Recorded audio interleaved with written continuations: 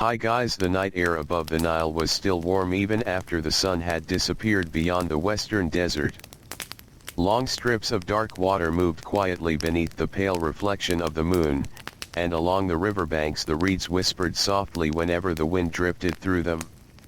Somewhere far away, a dog barked once and then fell silent again. The world of ancient Egypt was settling into sleep.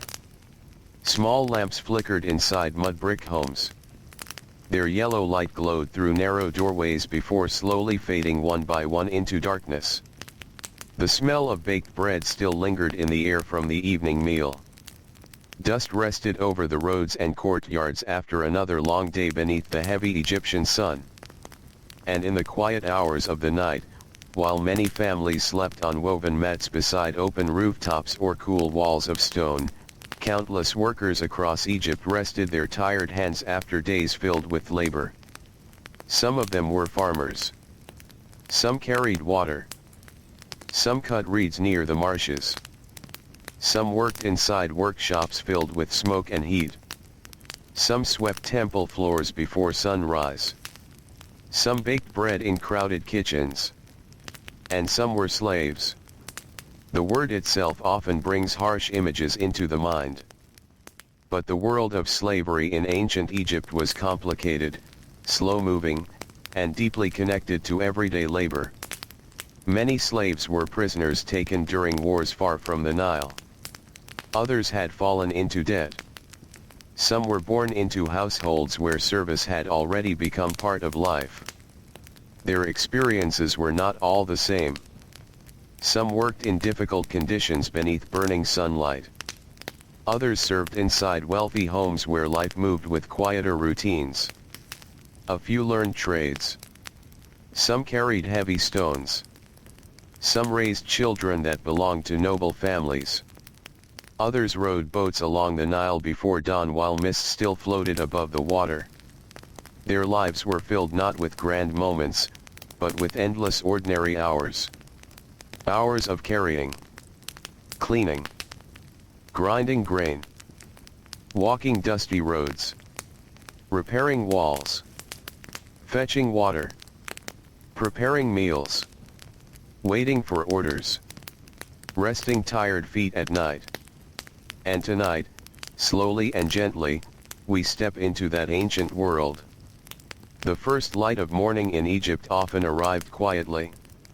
Long before the sun rose over the eastern horizon, the sky turned from black to deep blue. A cool breeze moved across the Nile. Palm trees swayed softly beside the riverbanks. Workers began waking while stars still remained above them. Inside small sleeping rooms, people stirred beneath thin linen cloths. Sandals scraped softly against stone floors. Clay jars were lifted. Lamps were relit for a few moments before dawn. Many homes were crowded. Families slept close together. In poorer neighborhoods near workshops and labor districts, the air could feel thick and warm even during the night. Mud brick walls held onto the heat from the previous day. The smell of smoke from cooking fires lingered in the darkness. For slaves living in these areas, the morning began early. Very early. Often before the rest of the household. A servant girl might rise while the sky was still dark to grind grain into flour using a heavy stone grinder. The sound was slow and repetitive. Stone against stone. Again and again. A sound heard in Egyptian homes for thousands of years. Nearby, another worker carried water from the river or from public wells. Clay jars were heavy even before sunrise. The roads were quiet except for footsteps and distant voices carried by the wind.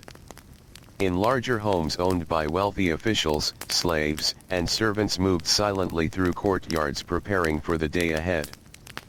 Floors were swept clean. Bread ovens were heated. Linen garments were folded carefully. Oil lamps were trimmed. Water basins were filled for washing. The wealthy households of Egypt depended completely on labor. Almost every comfortable moment enjoyed by nobles or officials rested upon the tired hands of workers behind the scenes. One person baked the bread. Another cleaned the sleeping rooms. Another washed clothing beside the river. Another carried fresh fish from the markets. Another mixed perfumes and oils. Another stood nearby waiting quietly for instructions. And through all of it, the Nile continued flowing slowly through the heart of Egypt, calm and endless beneath the morning sky. The river shaped every part of life. Its flooding brought rich black soil to the farmlands each year. Farmers depended on those floods. Villages depended on them. Temples depended on them. Even kings depended on them. Many slaves spent their lives working in agriculture beside ordinary farmers. When the flood waters receded, wide fields of dark earth stretched across the land. Workers walked barefoot through soft mud while planting crops beneath the growing heat of the day. Wheat and barley were among the most important crops. Flax was grown for linen. Vegetables filled smaller gardens near homes and canals. The work was slow and exhausting. Wooden tools pressed into the soil. Baskets were carried across fields. Water had to be lifted by hand for irrigation. Day after day. Season after season. The Egyptian sun was powerful. By midday the heat settled heavily across the land. The air shimmered above the fields. Sweat covered skin and soaked linen clothing. Workers wrapped cloth around their heads for protection from sunlight, though little relief could truly be found. Sometimes songs were sung quietly while people worked. Rhythmic songs helped workers move together during difficult labor. The sounds drifted softly across the fields with the wind. But many hours passed in near silence. Only birds calling near the river. Only sandals pressing into dirt. Only water splashing from irrigation canals. For slaves working in the countryside, life often followed the same endless cycle. Wake before dawn. Labor beneath the sun. Rest briefly during the hottest hours. Continue working until evening. Then sleep. Then begin again. At night, workers gathered simple meals together.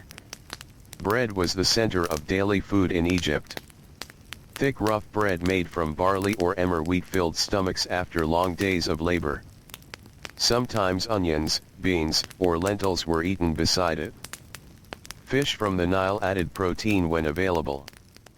Beer, thick and cloudy, was common and safer to drink than river water alone. The meals were simple. The exhaustion was deep. And after eating, many workers fell asleep quickly beneath open skies or inside warm crowded rooms while insects buzzed softly in the darkness. In the cities, life moved differently. Ancient Egyptian cities were filled with noise during the daytime. Donkeys crossed crowded streets carrying baskets and pottery. Merchants shouted from market stalls. Bakers worked beside hot ovens. Scribes carried rolls of papyrus beneath their arms. Temple bells echoed softly in the distance.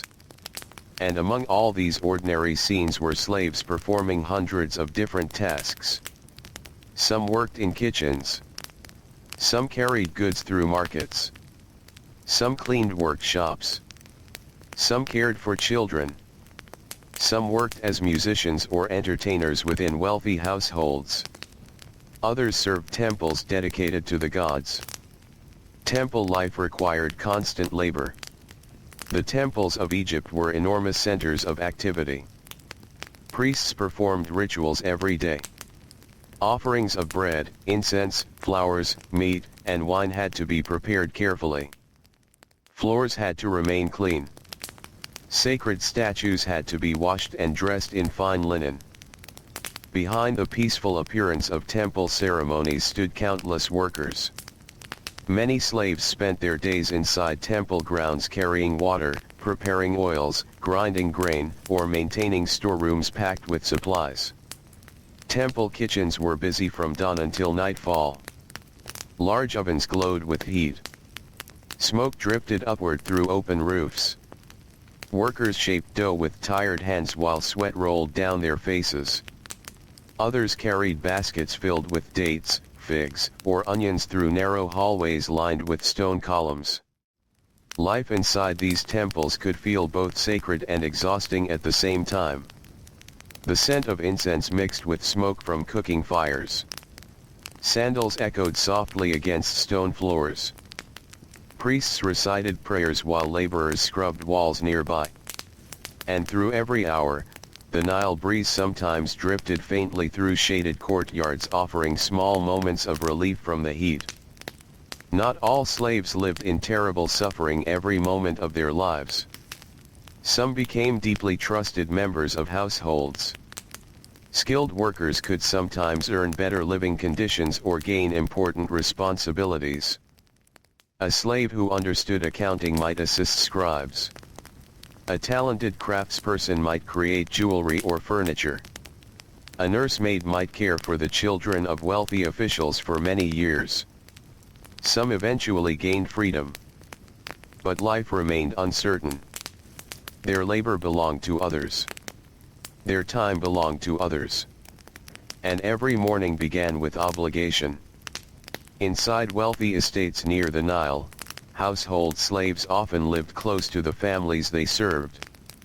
They rose before sunrise to prepare washing water, clean floors, arrange furniture, and organize meals.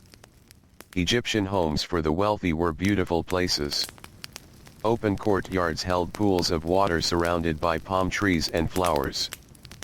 Painted walls showed scenes of birds, rivers, and gardens. Cool stone floors offered relief from the desert heat. But maintaining such comfort required endless labor hidden beneath the calm appearance of luxury. Someone swept away dust every morning. Someone washed linen garments by hand. Someone polished wooden furniture. Someone carried jars from storage rooms. Someone stayed awake late into the night waiting beside lamps while the household slept. Even silence required labor. As the day passed, servants moved quietly through shaded halls while noble families rested indoors during the hottest hours. Outside, sunlight blazed across the city streets. Dogs searched for shade beneath carts and walls. Merchants slowed their work beneath the crushing afternoon heat. For laborers outside the homes of the rich, midday was often the hardest part of the day. Stone workers especially suffered beneath the Egyptian sun. Although many of the great pyramid builders were not slaves in the way people often imagine, slavery still existed in construction and quarry work throughout Egyptian history. Large state projects required massive numbers of workers. Some were paid laborers. Some were seasonal workers fulfilling obligations to the state. Some were prisoners forced into labor. Quarries were harsh places. The sound of hammering echoed across cliffs of limestone and granite. Dust covered skin and entered lungs.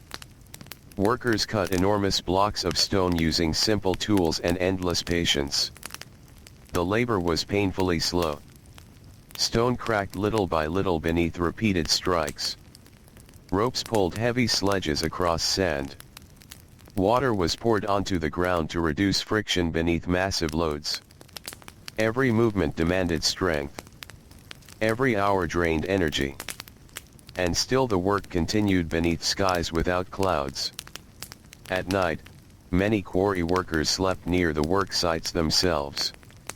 Temporary camps stood near the cliffs and desert edges. Fires burned softly beneath the stars while exhausted men rested their aching backs against stone walls or bundles of straw. The desert nights could become surprisingly cool after the brutal daytime heat. Wind moved softly across the sand. The stars above Egypt seemed endless. And tired workers often fell asleep quickly while listening to quiet conversations fading into darkness nearby. Far from the quarries, life along the Nile moved at its own gentle rhythm. Fishermen pushed wooden boats into calm morning waters before sunrise. Nets were lowered carefully into the river. Birds schemed low across the surface searching for fish among the reeds. Some slaves worked on these fishing boats. Others rowed transport vessels carrying grain, stone, wood, or temple supplies between cities. River labor was physically demanding but different from desert labor. The water offered moments of cool air. The constant sound of the river softened the harshness of daily work. Still, rowing for hours beneath the sun exhausted the body. Hands hardened from rope and wood. Shoulders ached from repeated movement. The river could appear peaceful while the labor remained relentless. Boat crews often slept directly beside the Nile after docking at night. Small fires glowed beside the water while meals cooked slowly in clay pots. Men washed dust and sweat from their skin before lying down beneath blankets or linen cloths. Nearby, frogs croaked among the reeds.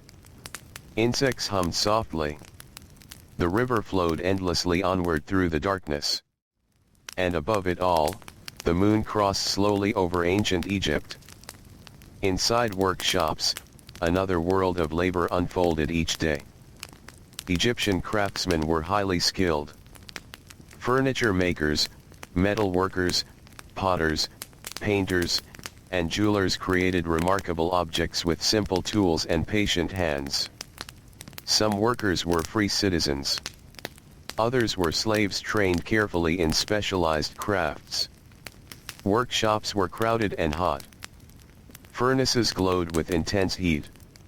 The smell of clay, smoke, and sweat filled the air. Potters shaped wet clay on spinning wheels while others carried finished jars toward drying racks beneath the sun. Goldsmiths bent over delicate jewelry work in dim light. Carpenters smoothed wooden surfaces slowly with hand tools while sawdust drifted onto the floor. These places were alive with constant motion and constant fatigue. A skilled slave artisan might spend years learning techniques from older craftsmen. Repetition shaped every movement of the body. Hands learned exact motions through endless practice. Cut, polish, shape, lift, carry, repeat.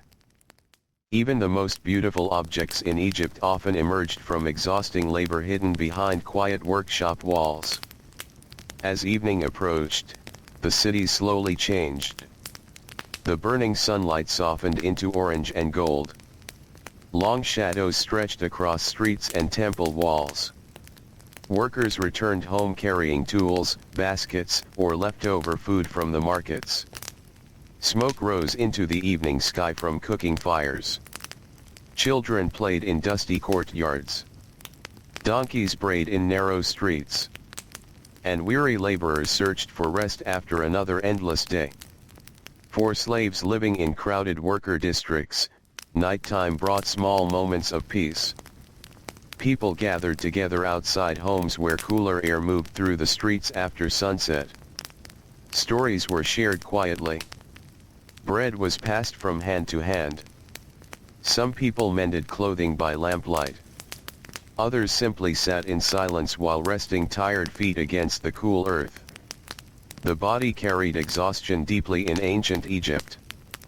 Back pain, sunburn, blisters, illness from dirty water, injuries from lifting heavy loads. The average worker knew physical discomfort almost every day of life. Medical care existed, and Egyptian healers understood many treatments using herbs, oils, bandages, and simple surgeries. But recovery was difficult for laborers who could rarely stop working long enough to truly heal. A worker with an injured shoulder might still carry water the next morning. A sick servant might still prepare bread before dawn. Rest itself was a luxury many could not fully afford. And yet life continued. The Nile flooded. Fields were planted. Temples opened each morning. Markets filled with voices. Boats crossed the river. Children were born. bread baked in ovens. And workers woke once more before sunrise beneath the slowly brightening skies of Egypt. Sometimes foreign slaves struggled deeply with loneliness. Many prisoners brought to Egypt during wars came from distant lands far beyond the Nile Valley. They spoke unfamiliar languages. They missed mountains, forests, or coastlines they would never see again. In crowded labor camps or servant quarters, people from different cultures sometimes lived side by side. Nubians, Libyans, Asiatics from the eastern lands. People captured during military campaigns and brought into Egyptian society through forced labor. Over time, many learned Egyptian customs and language. Some married. Some raised children. Some disappeared quietly into the rhythms of ordinary life. But traces of homesickness likely remained inside many hearts. Especially during the quiet hours of night. Especially while staring at unfamiliar stars above the desert. Especially while hearing the Nile instead of the rivers they once knew. Ancient Egypt could feel beautiful and peaceful. But for many workers and slaves, beauty existed beside exhaustion. Grand temples cast cool shadows while laborers sweated outside their walls. Perfumed oils filled noble homes while servants hauled water from the river. Golden statues gleamed beneath torchlight while quarry workers coughed dust from their lungs miles away. The calm surface of Egyptian civilization rested upon enormous amounts of human labor. Slow labor. Repetitive labor. Quiet labor. And tonight, as warm winds move softly across the Nile once more, the workers of ancient Egypt settle into another evening of rest. Some sleep on rooftops beneath open skies. Some lie beside workshop walls. Some rest near riverboats tied gently to wooden docks. Some fall asleep listening to distant temple songs carried through the night air. The lamps grow dimmer. The streets become quieter.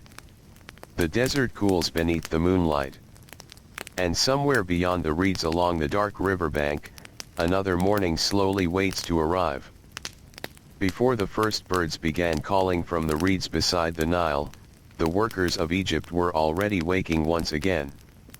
The darkness before dawn carried a certain softness across the river valley. The air felt cooler for a little while. Stars still shimmered above the flat rooftops of sleeping homes. In the narrow streets between mud brick buildings, silence rested gently over the city. Then slowly, almost unnoticed, life returned. A wooden door creaked open. Footsteps brushed through dust. A clay jar touched stone. A cooking fire crackled somewhere far away. And the long day began again. For slaves working inside noble households, the earliest hours were often the busiest. Wealthy families expected water for washing before sunrise. Bread dough needed preparation while the air was still cool enough to work comfortably beside the ovens. Lamps had to be extinguished carefully. Floors swept clean before household members awoke. Inside one large home near the city of Thebes, servants moved quietly through shaded courtyards while pale blue morning light touched the painted walls. Palm leaves rustled overhead. A young servant girl carried folded linen against her chest while another worker knelt beside a grinding stone preparing flour for the morning meal. The sound of grain grinding filled the quiet air. Slow. Heavy. Steady. The task could take hours each day. Hands became rough from constant contact with stone. Shoulders ached from leaning forward. Fine dust from crushed grain settled onto skin and clothing. Yet this work happened in nearly every Egyptian home, from the poorest villages to the wealthiest estates. Bread fed Egypt. And someone always had to make it. In the kitchens of larger households, the heat arrived early. Clay ovens trapped warmth even before sunrise. Bakers shaped dough into round loaves while smoke drifted upward through openings in the roof. the scent of yeast and ash mixed with warm air already beginning to thicken with heat. Nearby, another servant prepared beer using fermented grain. Egyptian beer was not clear like modern drinks. It was cloudy and heavy, filled with nutrients that helped sustain workers through long hours of labor. Clay jars lined the storage rooms of homes, temples, and worker settlements all across the Nile Valley. Food preparation never truly ended. Meals had to be made every day. Water carried every day. Storage jars cleaned every day. Firewood gathered every day. Even in moments of quiet, work waited patiently nearby. Outside the wealthy homes, the city itself slowly awakened beneath the growing sunlight. Donkeys moved through the streets carrying baskets of vegetables from nearby farms. Merchants arranged pottery, fish, linen, and spices beneath simple awnings in the market areas. Scribes walked carefully through crowded roads with writing tools tucked beside rolls of papyrus. The smell of dust and baking bread drifted through the morning air. Temple bells echoed faintly in the distance. Children chased one another through narrow alleys before the full heat of the day arrived. And among them all moved workers whose lives were shaped almost entirely by labor. Some slaves worked directly in the markets themselves. They unloaded boats arriving from the Nile. They carried sacks of grain through crowded streets. They swept shop floors and organized goods. They watched over animals while owners negotiated prices nearby. Market labor required patience more than speed. Egypt moved at the rhythm of heat and sunlight. During the hottest hours, movement slowed naturally beneath the crushing desert sun. Even the animals searched for shade. But morning belonged to work. A slave carrying grain might walk back and forth dozens of times beneath increasing heat while sweat darkened linen clothing against the skin. Sandals rubbed against sore feet. Dust gathered between toes and along the edges of garments. Nearby, fishermen cleaned fresh catches from the Nile while flies buzzed around wooden tables. The sharp scent of river fish mixed with spices and smoke from nearby cooking fires. The market could feel crowded and alive, yet exhaustion quietly existed beneath every ordinary scene. A woman selling onions after sunrise may have already spent hours grinding flour before dawn. A man unloading pottery may have slept only briefly beside a crowded workshop the night before. A child carrying water through the streets may already know the routines of labor before reaching adulthood. In ancient Egypt, work shaped nearly every hour of ordinary life. Along the edges of the cities stood workshops where thousands of objects were made by hand each year. Pottery workshops were among the busiest. Large clay jars were essential throughout Egypt. Grain storage, water transport, beer making, oil storage, and cooking all depended on pottery. Every household needed it constantly. Inside these workshops, the air remained thick with heat and dust. Potters worked beside spinning wheels while assistants carried wet clay from storage pits nearby. Some slaves spent entire days kneading heavy clay mixtures with bare feet to prepare material for shaping. Others carried finished pots into open sunlight where rows upon rows of vessels dried slowly in the desert air. The work stained hands and clothing with reddish earth. Clay dried beneath fingernails. Dust settled into hair. And every movement repeated itself endlessly. Shape the clay. Lift the jar. Carry the load. Turn the wheel. Repeat again. Some slaves learned highly skilled work over many years. A talented artisan could become valuable to a wealthy household or temple workshop. Skilled stone carvers, painters, or jewelers sometimes lived more comfortably than field laborers, though they still remained under the authority of masters or officials. Inside royal and temple workshops, artists painted walls with scenes of daily life, rivers, birds, and gods.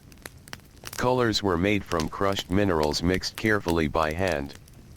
Tiny brushes traced delicate lines onto plaster walls beneath flickering torchlight. The work required focus and patience. Hours passed quietly inside these painted chambers. Only the scratching of brushes.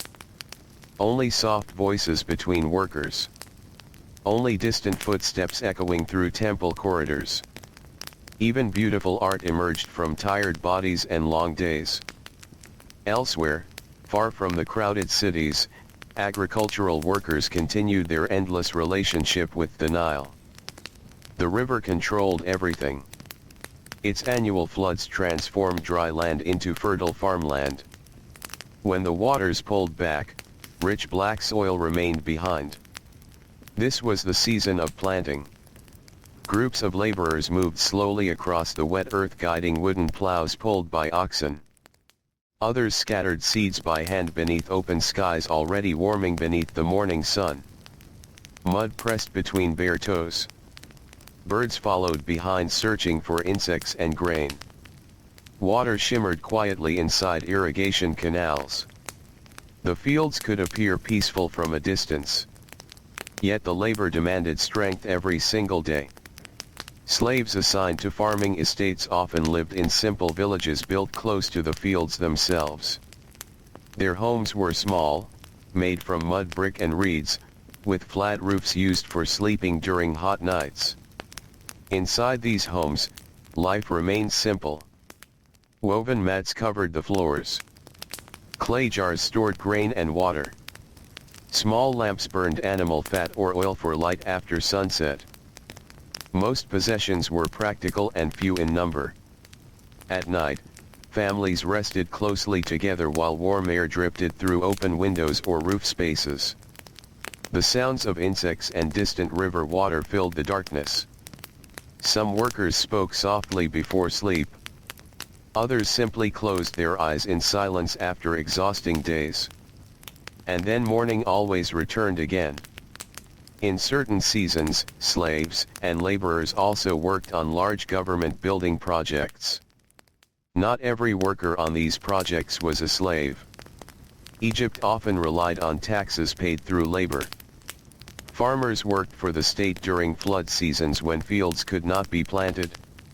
Skilled craftsmen received food and supplies in exchange for their work. Still, forced labor existed alongside these systems. Especially for prisoners captured during military campaigns. Construction sites were enormous places filled with noise, dust, and constant movement. Men hauled stone blocks using ropes and wooden sledges. Supervisors shouted instructions across crowded work areas. Water carriers moved among the workers offering brief relief beneath the burning sun. The labor began early to avoid the worst afternoon heat. But no hour in Egypt truly escaped warmth. The sun climbed steadily higher. Sweat soaked through linen cloth. Skin burned dark beneath sunlight reflected from pale stone. At quarry sites, slaves chipped stone directly from cliffs using copper tools and wooden wedges. Tiny fragments filled the air with dust. Every strike echoed across the desert landscape. Workers often wrapped cloth around their heads and mouths, though dust still entered the lungs. Breathing became difficult. Hands blistered. Muscles trembled from exhaustion. Yet the work continued because Egypt's monuments, temples, tombs, and statues demanded endless stone. Huge blocks traveled slowly toward the Nile on wooden sledges pulled by teams of laborers. Water was poured onto sand to reduce friction beneath the heavy loads. The movement was painfully slow. Step by step. Pull by pull. Hour after hour. The desert itself seemed to hold its breath beneath the heat. And still the workers strained against the ropes. When evening finally arrived, bodies collapsed into rest wherever space could be found. Some workers slept in organized camps near construction sites. Others returned to nearby villages carrying tools over tired shoulders. Simple meals waited for them. Bread. Beer. sometimes dried fish or onions. Perhaps dates if available. The body asked only for rest. And beneath the cool stars of Egypt, sleep usually arrived quickly. Along the Nile itself, another kind of labor continued from sunrise to nightfall. River transport connected the cities and temples of Egypt like flowing roads of water. Boats carried grain, livestock, stone, papyrus, wine, timber, and people between distant settlements. Many slaves worked aboard these vessels. Some rowed. Some loaded cargo. Some repaired ropes and sails. Some cooked meals for the crews. The Nile could appear calm and beautiful in the soft light of morning. Mist floated above the water while ibis birds searched the shallows near reeds and marsh grass. Palm trees reflected gently across the river's surface. But rowing against the current demanded tremendous effort. Oars moved together in slow rhythm. Water splashed softly against wooden hulls. The sun rose steadily higher overhead. Hour after hour, shoulders and arms repeated the same exhausting motion. Some river workers spent much of their lives traveling between cities. They slept beside the water, waking to the sounds of birds and moving reeds each morning.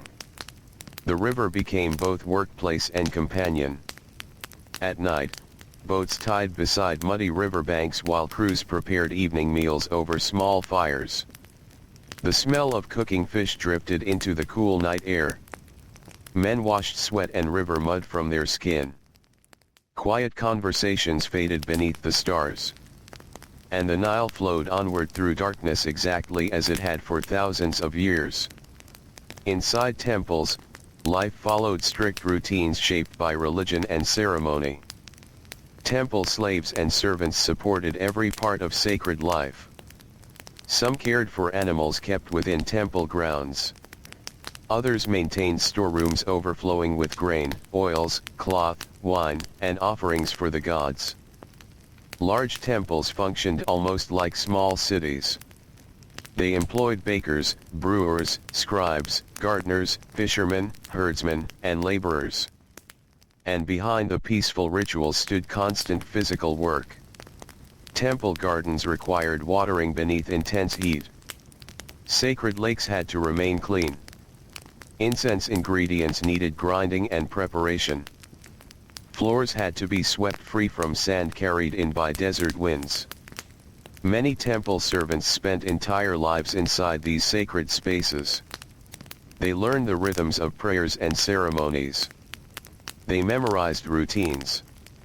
They recognized the changing smells of incense used during different festivals. And still they carried water, cleaned tools, and hauled supplies day after day. The temples themselves could feel cool and dim compared to the bright world outside. Massive stone columns blocked the sunlight. Shadows stretched across painted walls. Echoes lingered in long hallways. But even in these quiet places, labor never stopped. Elsewhere, in the homes of the wealthy, female slaves often performed deeply personal household tasks. They cared for children, prepared cosmetics and oils, washed clothing, braided hair, cleaned sleeping chambers. Some served noble women closely for many years. Life inside these homes could appear calmer than field labor or quarry work, yet it demanded constant attention and obedience. Servants remained alert to the moods and schedules of the household around them. A noble family's comfort depended on invisible labor happening constantly in the background. Fresh linens appearing each morning. Cool water ready for bathing. Food prepared at the proper time. Furniture cleaned. Jewelry stored carefully. Perfumed oils arranged neatly in painted jars. The work required patience and endless repetition. And because households rarely slept all at once, some servants remained awake long after sunset tending lamps or waiting for late instructions. Sleep often came in short hours. especially during festivals or large household gatherings. Egyptian festivals brought moments of color and music into ordinary life. Temples filled with offerings. Crowds gathered along streets decorated with flowers and banners. Musicians played drums, harps, and flutes while incense drifted through warm evening air. For wealthy families, festivals could feel joyful and relaxing. For workers and slaves, festivals often meant even more labor. Extra food had to be prepared. Floors cleaned more frequently. Guests served throughout the day and night. Temple workers especially became busier during sacred celebrations honoring the gods. Yet even so, music drifting through the streets at night sometimes offered brief comfort to exhausted workers resting nearby. The sound of flutes carried softly through warm darkness. Laughter echoed faintly from distant courtyards. For a little while, the city felt lighter. And then morning returned again. Some slaves in Egypt eventually gained freedom through loyal service, payment, or royal decree. A few rose to positions of trust and responsibility. Egyptian society could be more flexible than many other ancient civilizations in certain periods. But freedom remained uncertain and fragile. For most laborers, life continued within narrow routines shaped by work, survival, and exhaustion. The body learned those routines deeply. Wake before dawn. Carry water. Prepare grain. Labor beneath heat. Eat simple food. Sleep briefly. Wake again. And through all of it, the Nile remained patient and eternal beside them. Its waters reflected sunrise after sunrise. Its reeds whispered in the wind. Its boats drifted slowly beneath moonlight. The river watched generations of workers come and go without changing its steady course. Now night settles once more across ancient Egypt. The workshops grow quiet. The ovens cool. Temple doors close beneath torchlight. Laborers stretch aching backs before lying down to rest. A warm wind moves gently across the riverbanks. The stars shine above silent pyramids and sleeping villages alike. And somewhere in the darkness, long before dawn arrives again, a tired worker finally closes their eyes beside the endless flowing Nile. In the deepest hours of the night, Egypt could feel almost silent. The daytime noise of markets and workshops disappeared beneath the darkness. Boats rested quietly along the edges of the Nile. Temple gates stood closed beneath tall stone walls. The hot winds of the afternoon had softened into gentle currents of cooler air moving slowly through the palms and reeds. Above the river, the stars spread across the sky with remarkable clarity. Without bright city lights, the heavens appeared endless. Workers sleeping on flat rooftops often drifted into dreams beneath those stars. The rooftops held onto less heat than the crowded rooms below. Families spread woven mats across the smooth mud brick surfaces while children curled beside parents in the warm night air. From a distance came small sounds. A dog shifting somewhere in the dark. A donkey breathing softly near a courtyard wall. The faint creaking of river boats tied to wooden docks. And always the Nile itself. Slow. Steady. Endless. For many slaves and laborers, these nighttime hours were the only moments that truly belonged to them. Work paused briefly. Supervisors slept. Orders became quiet for a little while. Tired hands finally rested. A sore back relaxed against cool stone. Eyes closed beneath moonlight. But even in sleep, the body carried the memory of labor. Muscles remained stiff from lifting and pulling. Fingers stayed rough from rope, tools, and grain stones. Feet ached from long hours on hard ground. The body of an ancient worker rarely felt fully rested. And before long, the cycle always began again. In some parts of Egypt, especially near larger estates and temple lands. Groups of slaves lived together in small housing compounds built specifically for workers. These settlements were practical places. Narrow rows of mud brick homes stood close together beside storage buildings, workshops, or fields. The homes themselves were simple. A single main room. Low ceilings. Small openings for airflow. A clay oven nearby for cooking. Perhaps a wooden stool or woven basket tucked against the wall. Life inside these spaces centered around survival and routine. Families cooked together when food supplies allowed. Clothing was repaired again and again until fabric became thin and worn. Clay jars held precious water gathered from wells or canals. The smell of smoke often lingered inside the homes from cooking fires. Dust gathered constantly along floors and walls. And during the hottest months, sleep could become difficult even at night. The summer heat in Egypt settled heavily across the land for long stretches of the year. Mud brick walls trapped warmth during the daytime and released it slowly after sunset. Workers often woke sweating during the night while insects hummed around the sleeping spaces. Some climbed to rooftops searching for cooler air. Others slept near doorways where breezes could move through more freely.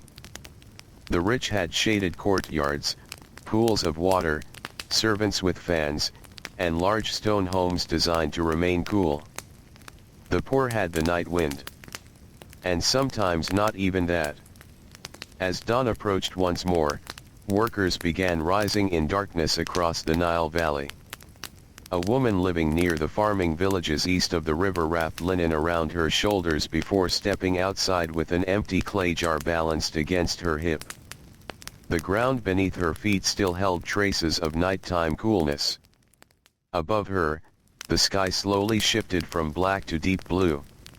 Nearby, another worker crouched beside a small fire blowing gently across glowing coals to prepare the morning meal. The scent of smoke drifted through the still air. Children stirred awake nearby. A rooster called somewhere beyond the fields. And slowly the world brightened. In farming communities, mornings moved with quiet urgency. The cooler hours after sunrise were precious. Workers tried to complete as much labor as possible before the crushing heat of midday arrived. Along the irrigation canals, slaves and farmers worked together lifting water using simple wooden devices and buckets. Water was everything in Egypt. Without constant irrigation, fields dried quickly beneath the desert climate. The labor of moving water never truly ended. Buckets rose and fell endlessly. Shoulders strained beneath heavy loads. Mud coated ankles and legs. The sound of splashing water mixed with the cries of birds overhead. The Nile gave life. But reaching that life into distant fields required human effort every single day. Some slaves worked directly with livestock. Oxen, goats, sheep, ducks, and cattle were important throughout Egyptian society. Herdsmen guided animals through dusty paths outside villages while flies gathered heavily in the warmth. Animal work brought its own difficulties. The smell of manure clung to clothing. Insects bit exposed skin. Animals needed constant watching near fields and canals. Yet compared to quarry labor or mining, herding could sometimes feel calmer, more open beneath the wide skies of Egypt. The landscape itself shaped every experience. To the west stretched dry desert cliffs glowing gold beneath sunrise. To the east, rocky hills and open sands shimmered with heat. And between them flowed the narrow green ribbon of the Nile Valley where nearly all Egyptian life existed. Villages clustered close to the river because survival depended on it completely. For workers living far from major cities, life could feel isolated and repetitive. Days passed with little change. The same fields. The same canals. The same tasks repeated across months and years. Planting. Harvesting. repairing walls after flood season, caring for animals, carrying grain into storage. Sometimes entire lives passed within only a few miles of the riverbank. And still, Egypt itself continued endlessly around them. In larger cities like Memphis or Thebes, the pace of life felt busier. Crowded streets filled with travelers, merchants, priests, officials, and laborers from many regions. Foreign languages could sometimes be heard in the marketplaces where traders arrived with incense, cedar wood, copper, ivory, and rare stones from distant lands. Among these crowds moved enslaved workers from foreign territories conquered by Egyptian armies. Some had arrived years earlier as prisoners. Others had been traded through networks connecting Egypt to neighboring kingdoms. Many adapted slowly to Egyptian life. They learned new customs, new foods, new words, new gods. But adaptation did not erase longing. Especially during quiet moments. A man rowing cargo along the Nile might suddenly remember mountain rains from a homeland far away. A servant grinding grain before dawn might recall the sound of another language once spoken around childhood fires. The mind wandered even while the hands continued working. And work always continued. Inside Egyptian mines, conditions became especially harsh. Gold mining in the eastern deserts demanded brutal labor beneath unbearable heat.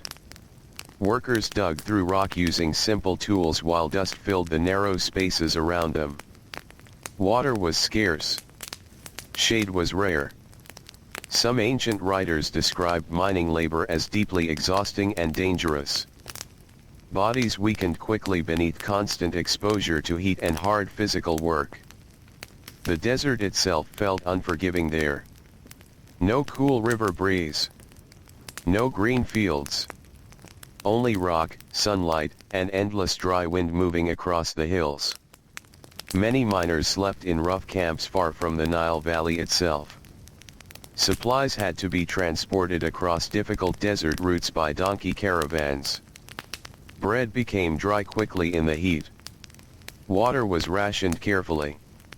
At night, temperatures dropped sharply beneath clear skies filled with stars.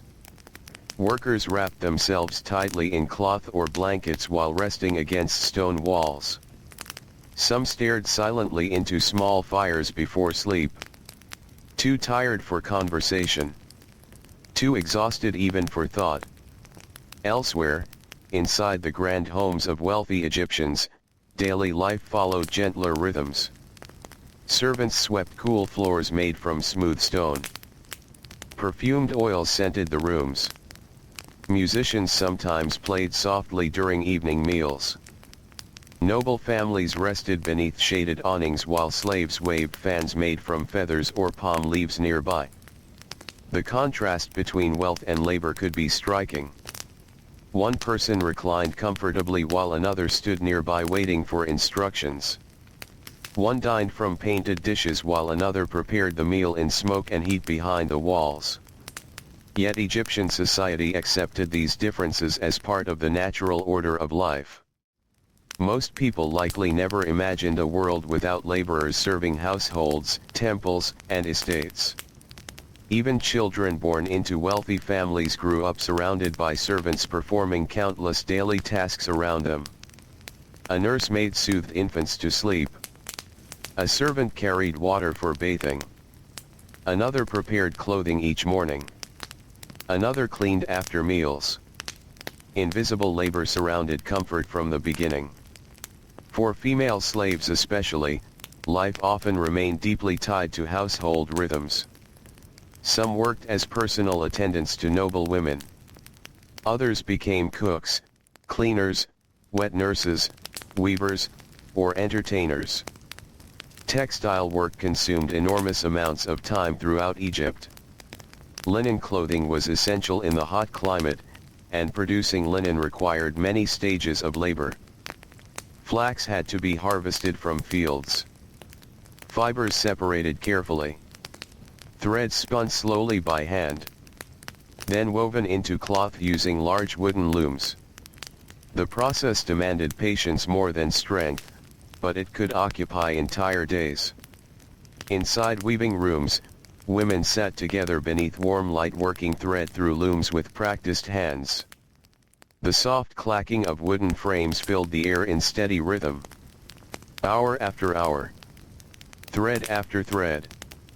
The work never moved quickly. And yet the entire society depended upon it. Clean linen wrapped the bodies of workers, priests, nobles, and kings alike. Even the dead were buried within layers of carefully prepared cloth. So while armies and rulers often dominate stories about ancient Egypt, ordinary labor quietly held the civilization together. The workers who baked bread. The hands that wove cloth. The bodies that carried stone. The servants who swept floors before sunrise. Without them, the great temples would have stood empty and silent. During the hottest part of the afternoon, much of Egypt slowed down. The sunlight became blinding against pale walls and desert sands. Animals searched for shade beneath trees or awnings. Even wealthy officials often rested indoors during these hours while servants moved quietly through dim rooms carrying cool water or fans. For laborers working outdoors, midday could feel endless. Field workers wrapped cloth around their heads. Stone workers paused briefly beside shaded walls if shade could be found at all. Boat crews rested near riverbanks while heat shimmered above the water. The body struggled beneath such temperatures. Sweat dried quickly in the dry air. Mouths became parched. Breathing felt heavy and slow. And still, tasks waited to be completed. In worker villages near major building projects, evenings often brought a sense of weary relief. Fires flickered between rows of small homes while meals cooked in clay pots. The smell of onions, lentils, and bread drifted through dusty streets. Children played with simple toys made from wood or cloth. Older workers sat quietly together rubbing sore knees or shoulders after long days. Conversations remained soft. No one wasted energy unnecessarily. Some workers sang quietly during the evenings. Music existed throughout Egyptian life. Simple flutes, drums, and stringed instruments accompanied religious festivals, family gatherings, and moments of rest. Even exhausted people still searched for small comforts. A song remembered from childhood. The taste of warm bread after sunset. A cool breeze from the river. The sight of stars emerging above the desert. These small moments mattered deeply in lives shaped by constant labor. Inside temple complexes, nighttime rituals sometimes continued long after ordinary workers slept. Priests carrying lamps moved through dark hallways decorated with painted gods and sacred symbols. The smell of incense lingered heavily in the still air. Temple servants remained awake as well. Some guarded storerooms. Some prepared offerings for dawn ceremonies. Some cleaned ritual spaces beneath flickering torchlight. The temples never fully slept. And neither did the labor supporting them. Yet eventually, even the busiest places grew quiet. The markets emptied. Workshop fires dimmed. Boat crews settled beside the Nile. The city's sounds softened beneath the night sky. And Egypt rested once more. The moon reflected silver across the river water. Palm trees swayed gently in the darkness. Warm desert winds drifted over sleeping villages and silent monuments. Somewhere a tired worker turned slowly on a woven mat, already knowing another day of labor waited beyond the coming sunrise. But for now, at least for a little while, there was only the cool night air, and the endless peaceful sound of the Nile flowing softly through the ancient dark. The Nile before sunrise often looked like dark glass. The surface of the water moved slowly beneath the fading stars while thin layers of mist drifted above the reeds along the riverbanks. Fishing boats rested quietly beside wooden docks, tied with rough rope that creaked gently whenever the water shifted beneath them. In the villages beside the river, lamps began glowing one by one inside small homes. Another day was beginning. A baker stirred awake before dawn and reached for dry reeds stacked beside the oven wall. A servant wrapped a linen cloth around tired shoulders before stepping into the cool morning darkness. Somewhere farther away, the low sound of cattle echoed faintly through the still air. Egypt woke slowly. But it always woke early. The cool hours before sunrise were precious to laborers. In a land where the afternoon heat could feel heavy enough to press against the chest, every worker understood the value of morning shade and moving air. Along narrow streets lined with mud brick walls, people carried clay jars toward wells and canals while the stars were still visible overhead. Sandals brushed softly through layers of dust that never fully disappeared from the roads. Dust covered Egypt. It gathered on rooftops, on window sills, on baskets and sandals. The dry wind carried it endlessly across the land. Servants spent countless hours sweeping courtyards and floors clean, only to find fresh dust settling again by the next day.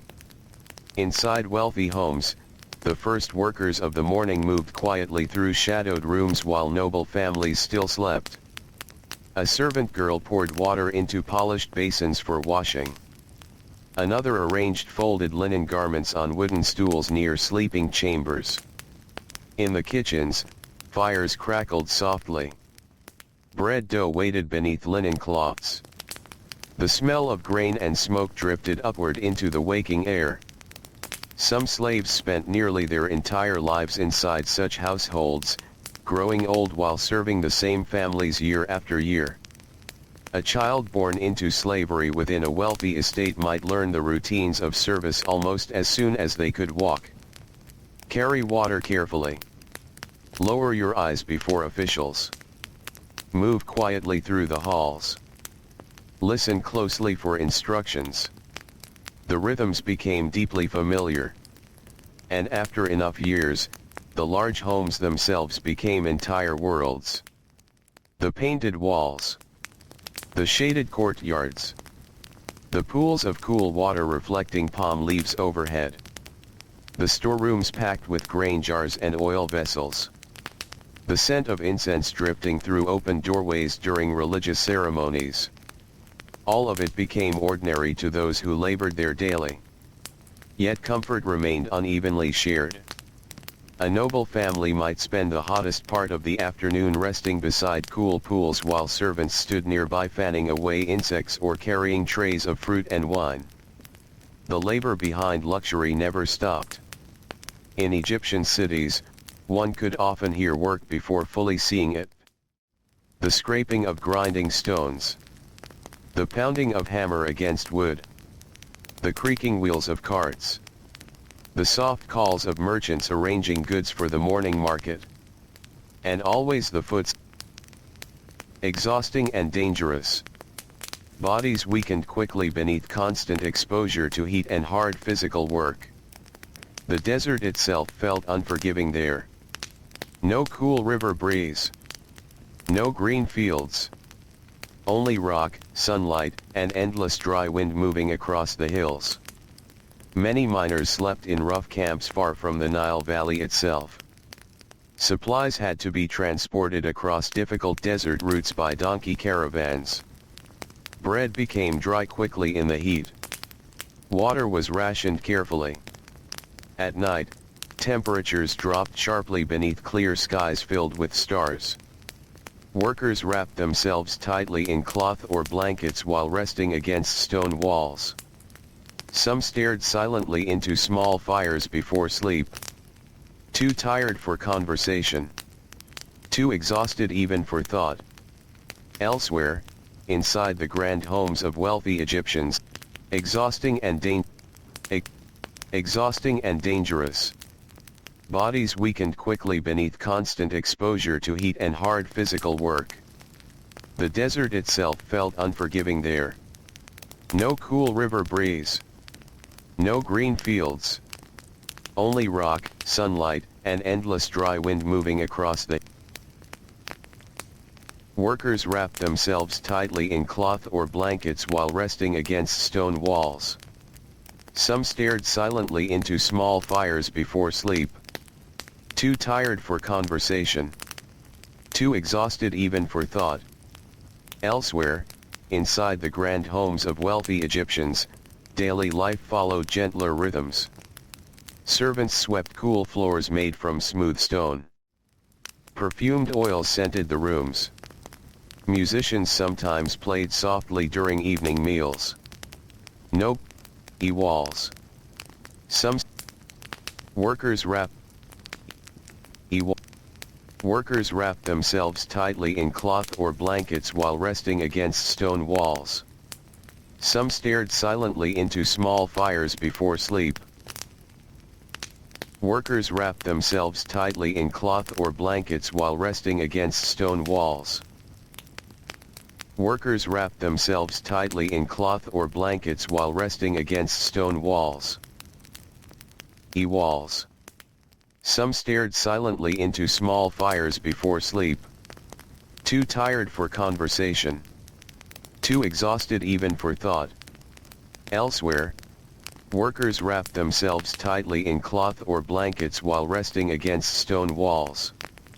Some stared silently into small fires before sleep. Too tired for conversation. Too exhausted even for thought. Elsewhere, inside the grand homes of wealthy Egyptians, daily life followed gentler rhythms. Servants workers wrapped themselves tightly in walls. Workers wrapped themselves tightly in cloth or blankets while resting walls. Some stared silently into small fires before sleep. Too tired walls. Some stared silently into small fires before sleep. Too walls. Walls. Some stared silently into small fires before sleep. Too tired for conversation. Too exhausted even for thought. Elsewhere, inside the grand homes of wealthy Egyptians, daily life followed gentler rhythms. Servants swept cool floors made from smooth stone. Perfumed oils scented the rooms. Musicians sometimes played softly during evening meals. Noble families rested beneath shaded awnings while slaves waved fans made from feathers or palm leaves nearby. The contrast between wealth and labor could be striking. One person reclined comfortably while another stood nearby waiting for instructions. One dined from painted dishes while another prepared the meal in smoke and heat behind the walls. Yet Egyptian society accepted these differences as part of the natural order of life. Most people likely never imagined a world without laborers serving households, temples, and estates. Even children born into wealthy families grew up surrounded by servants performing countless daily tasks around them. A nursemaid soothed infants to sleep. A servant carried water for bathing. Another prepared clothing each morning. Another cleaned after meals. Invisible labor surrounded comfort from the beginning. For female slaves especially, life often remained deeply tied to household rhythms. Some worked as personal attendants to walls. Some stared silently into small fires before sleep. Too tired for conversation. Too exhausted even for thought. Elsewhere, inside the grand home walls. Some stared silently into small fires before sleep. Walls. Some stared workers wrapped themselves tightly in cloth or blankets while resting against stone walls. Workers wrapped themselves tightly in cloth. Workers walls. Some walls. Some stared walls. Some stared silently into small fires before sleep. Too tired for conversation. Too exhausted even for thought. Elsewhere, inside the grand homes of wealthy Egyptians, daily life followed gentler rhythms. Servants swept cool floors made from smooth stone. Perfumed oil scented the rooms. Walls. Walls. Workers wrapped themselves tightly in cloth or blankets while resting against stone walls. Some stared silently into walls. Workers wrapped themselves tightly in the deepest hours of the night, Egypt could feel walls. Some walls. Some stared silently into small fires before sleep. Too tired for conversation. Walls. Some stared silently into small fires before sleep. Too tired for conversation. Too exhausted even for thought. Elsewhere, inside the grand homes of wealthy Egyptians, daily life followed gentler rhythms. Servants swept cool floors made from smooth stone. Perfumed oil scented the rooms. Musicians sometimes played softly during evening meals. Noble families rested beneath shaded awnings while slaves waved fans made from feathers or palm leaves nearby. The contrast between wealth and labor could be striking. One person reclined comfortably while another stood nearby waiting for instructions. One dined. Workers wrapped themselves tightly in cloth or blankets while resting against stone walls. Some stared silently into small fires before sleep. In the deep, workers wrapped walls. Walls. Some stared silently into small fires before sleep. Too tired for conversation. Too exhausted even for thought. Elsewhere, inside the grand homes of wealthy Egyptians, daily life followed gentler rhythms. Servants swept cool floors made from smooth stone. Perfumed oil scented the rooms.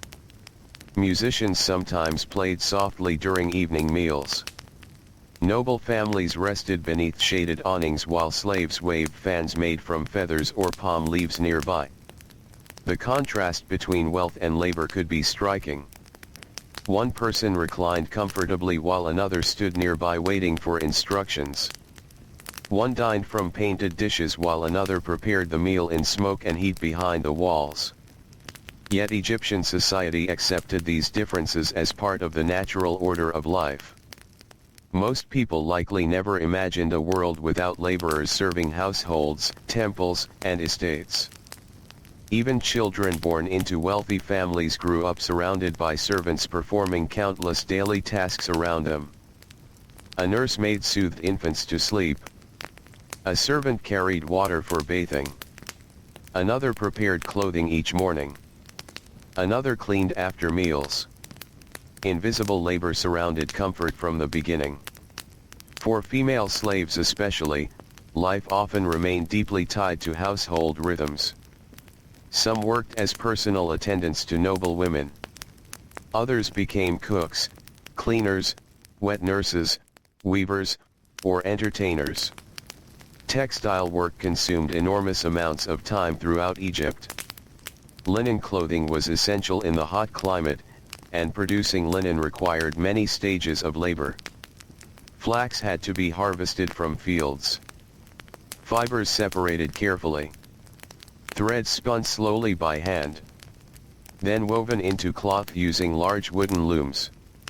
The process demanded patience more than strength, but it could occupy entire days.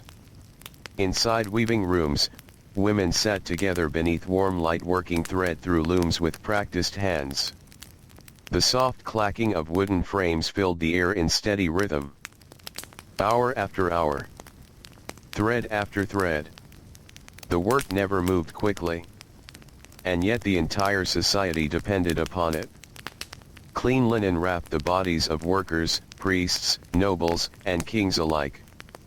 Even the dead were buried within layers of carefully prepared cloth. So while armies and rulers often dominated walls, some stared silently into small fires before sleep. Too tired for conversation. Too exhausted even for thought. Elsewhere, inside the grand homes of wealthy Egyptians, daily life followed gentler rhythms. Servants swept cool floors made from smooth stone. Perfumed oil scented the rooms. Musicians sometimes played soft walls. Some stared silently into small fires before sleep. Too tired walls. Some stared silently into small fires before sleep. Too tired for conversation. Too exhausted even for thought. Elsewhere, inside the grand homes of wealthy Egyptians, daily life followed gentler rhythms. Servants swept cool floors made from smooth stone. Perfumed oil scented the rooms. Musicians sometimes played softly during evening meals. Noble families rested beneath shaded awnings while slaves waved fans made from feathers or palm leaves nearby. The contrast between wealth and labor could be striking. One person reclined comfortably while another stood nearby waiting for instructions.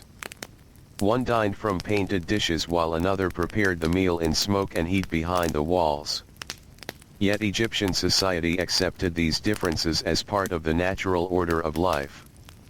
Most people likely never imagined a world without laborers serving households, temples, and estates. Even children born into wealthy families grew up surrounded by servants performing countless daily tasks around them. A nursemaid soothed infants to sleep. A servant carried water for bathing. Another prepared clothing each morning. Another cleaned after meals. Walls. Some stared silently into small fires before sleep. Too walls. Some stared silent. Workers wrapped themselves tightly in cloth or blankets while resting against stone walls. Some stared walls. Workers wrapped themselves tightly in cloth. Workers wrapped themselves tightly in cloth or blankets while resting against stone walls. Some stared silently into small fires before sleep. Too tired for conversation. Too exhausted even for thought. Elsewhere, inside the grand homes of wealthy Egyptians, daily life followed gentler rhythms. Servants swept cool floors made from smooth stone. Perfumed oil scented the rooms. Musicians sometimes played softly during evening meals. Noble walls. Some stared silently into small fires before sleep. Too tired for conversation. Too exhausted even for thought. Elsewhere, inside the grand homes of wealthy Egyptians, daily life followed gentler rhythms. Servants swept cool floors made from smooth stone. Perfumed oil scented the rooms. Musicians sometimes played softly during evening meals. Workers walls. Some stared silently into small fires before sleep. Too tired walls. Some stared silently into walls. Walls. Walls. Workers wrapped themselves tightly in cloth or blankets while resting against stone walls. Some stared silently into small fires before sleep. Too tired for conversation. Walls. Some stared silently into small fires before sleep. Too tired for conversation. Walls. Some stared silently into small fires before sleep. Too tired for conversation. Too exhausted even for thought. Elsewhere, inside the grand homes of wealthy Egyptians, daily life followed gentler rhythms. Servants swept cool floors made from smooth stone. Perfumed oil scented the rooms. Musicians sometimes played softly during evening meals. Noble families rested beneath shaded awnings while slaves waved fans made from feathers or palm leaves nearby. The contrast between wealth and labor could be striking. One person reclined comfortably while another stood nearby waiting for instructions. One dined from painted dishes while another prepared the meal in smoke and heat behind the walls. Yet Egyptian society accepted these differences as part of the natural order of life. Most people likely never imagined a world without laborers serving households, temples, and estates. Even children born into wealthy families grew up surrounded by servants performing countless daily tasks around them. A nursemaid soothed infants to sleep. A servant carried water for bathing. Another prepared clothing each morning. Another cleaned after meals. Invisible labor surrounded comfort from the beginning. For female slaves especially, life often remained deeply tied to household rhythms. Some worked as personal attendants to noble women. Others became cooks, cleaners, wet nurses, weavers, or entertainers. Textile work consumed enormous amounts of time throughout Egypt. Linen clothing was essential in the hot climate, and producing linen required many stages of labor. Flax had to be harvested from fields. Fibers separated carefully. Threads spun slowly by hand. Then woven into cloth using large wooden looms. The process demanded patience more than strength, but it could occupy entire days. Inside weaving rooms, women sat together beneath warm light working thread through looms with practiced hands. The soft clacking of wooden frames filled the air in steady rhythm. Hour after hour. Thread after thread. The work never moved quickly. And yet the entire society depended upon it. Clean linen wrap. Workers. Walls. Walls. Some stared. Walls. Walls. Some stared silently into small fires before sleep. Too tired for conversation. Too exhausted even for thought. Elsewhere, inside the grand homes of wealthy Egyptians, daily life followed gentler rhythms. Servants swept cool floors made from smooth stone. Perfumed oils scented the rooms. Musicians sometimes played softly during evening meals. Noble family walls. Some stared silently into small fires before sleep. Too tired for conversation. Too exhausted even for thought. Elsewhere, inside the grand homes of wealthy Egyptians, daily life followed gentler rhythms. Servants swept cool floors made from smooth stone. Perfumed oils scented the rooms. Musicians sometimes played softly during evening meals. Noble families rested beneath shaded awnings while slaves waved fans made from feathers or palm leaves nearby. The contrast between wealth and labor could be striking. One person reclined comfortably while another stood nearby waiting for instructions. One dined from painted dishes while another prepared the meal in smoke and heat behind the walls. Yet Egyptian society accepted these differences as part of the natural order of life. Most people likely never imagined a world without laborers serving households, temples, and estates. Even children born into wealthy families grew up surrounded by servants performing countless daily tasks around them. A nursemaid soothed infants to sleep. A servant carried water for bathing. Another prepared clothing each morning. Another cleaned after meals. Invisible labor surrounded comfort from the beginning. For female slaves especially, life often remained deeply tied to household rhythms. Some worked as personal attendants to noble women. Others became cooks, cleaners, wet nurses, weavers, or entertainers.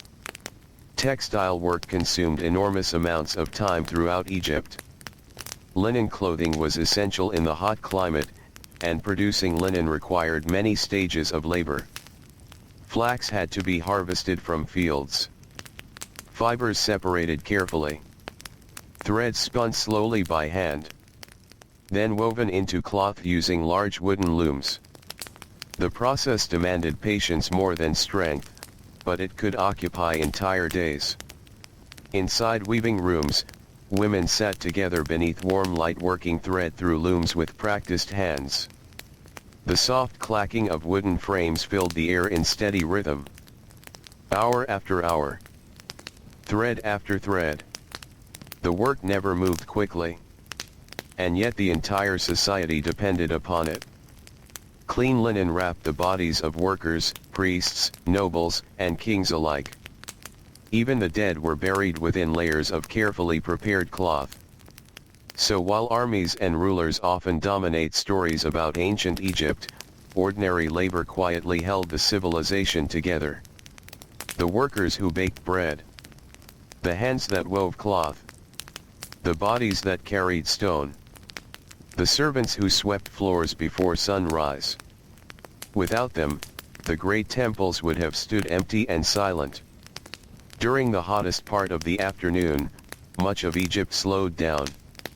The sunlight became blinding against pale walls and desert sands. Animals searched for shade beneath trees or awnings.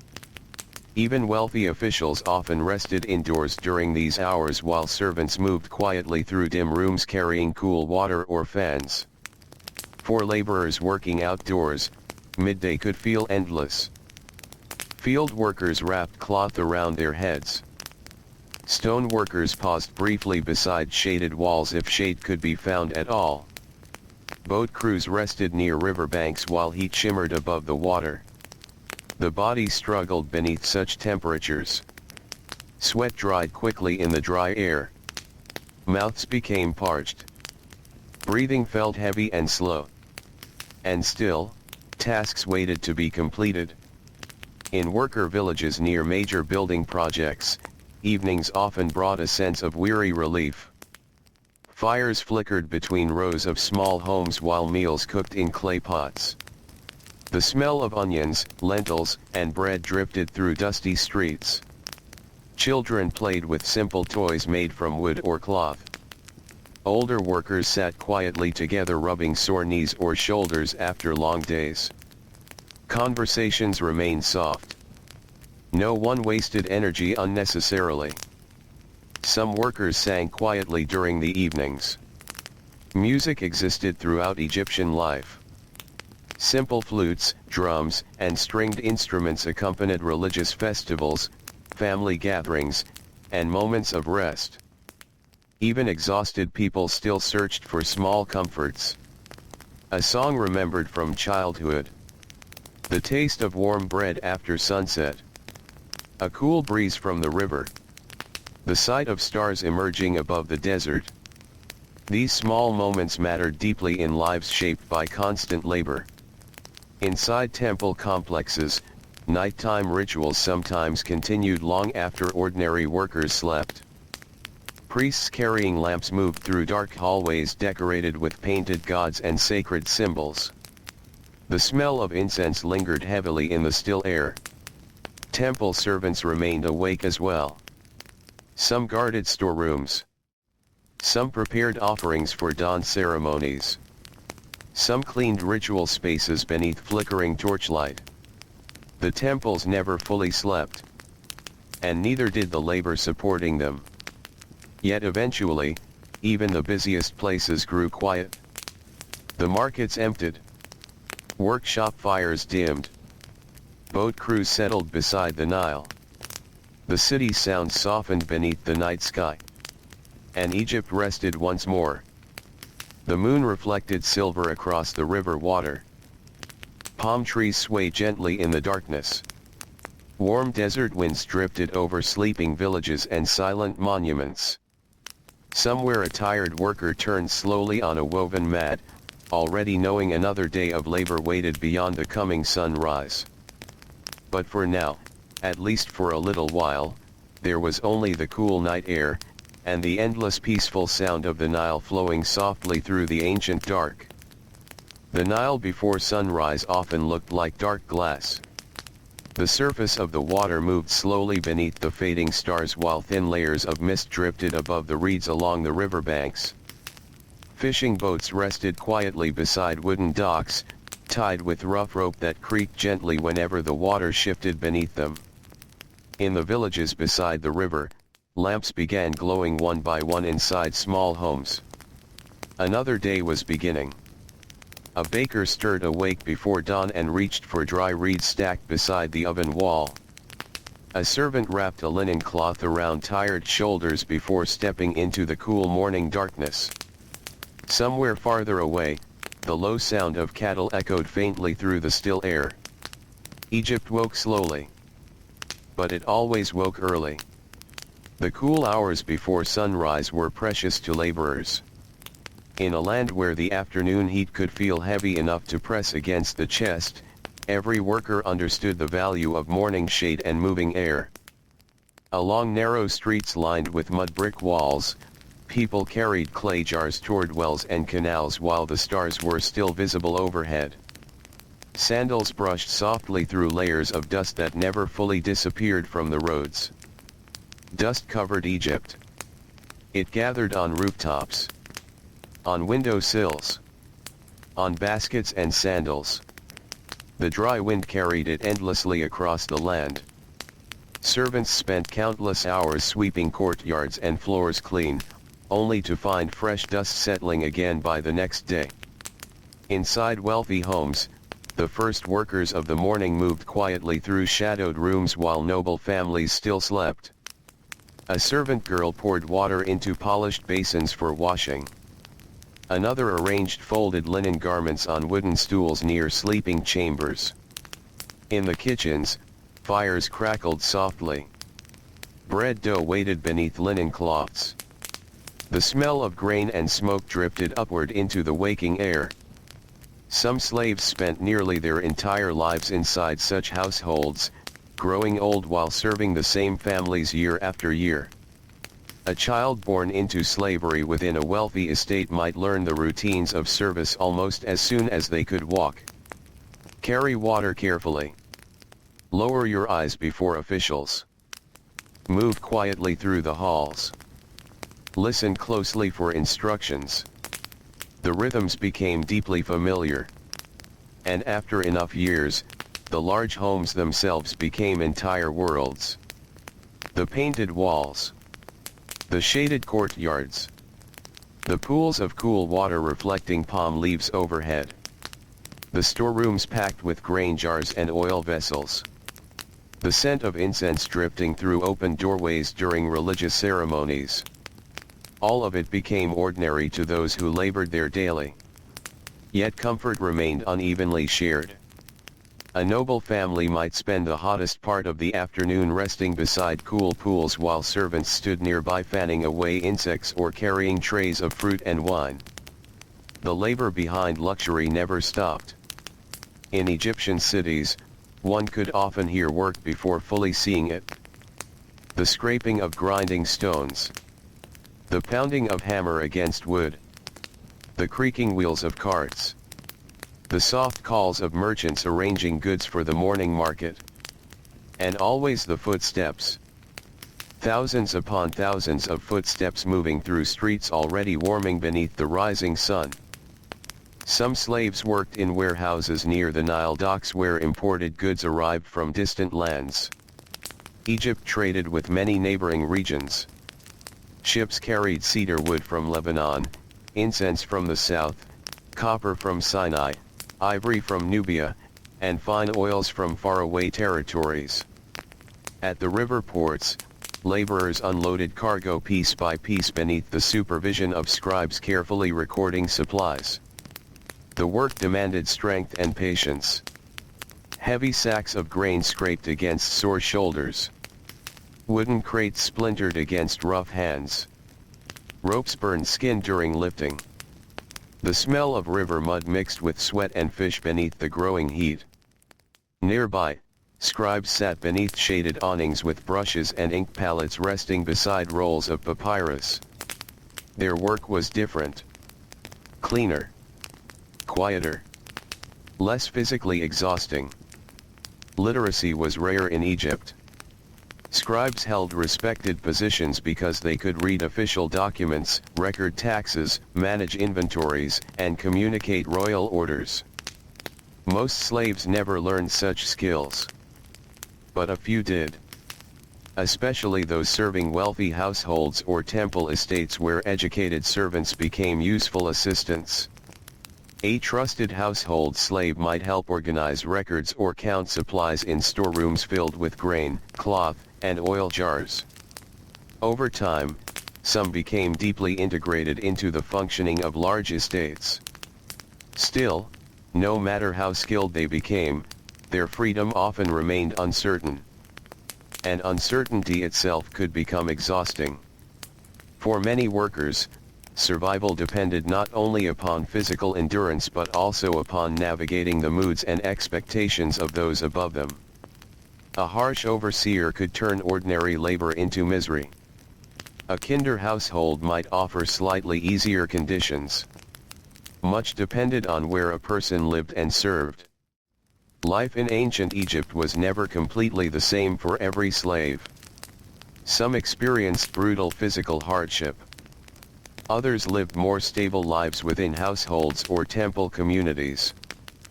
But nearly all existed within systems where their labor belonged first to someone else. Far south along the Nile, near the borders of Nubia, military forts guarded trade routes and valuable resources. Slaves captured during campaigns sometimes worked in these harsh frontier regions where heat and isolation shaped daily life. The desert stretched endlessly beyond the riverbanks.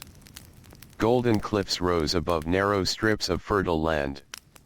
And far from the crowded cities of northern Egypt, the nights became especially quiet. Workers stationed near these distant outposts often slept inside simple barracks or clustered huts made from mud, brick and reeds. Supplies arrived by boat whenever river conditions allowed. Life there could feel lonely. The same river flowed beside them. The same stars filled the sky.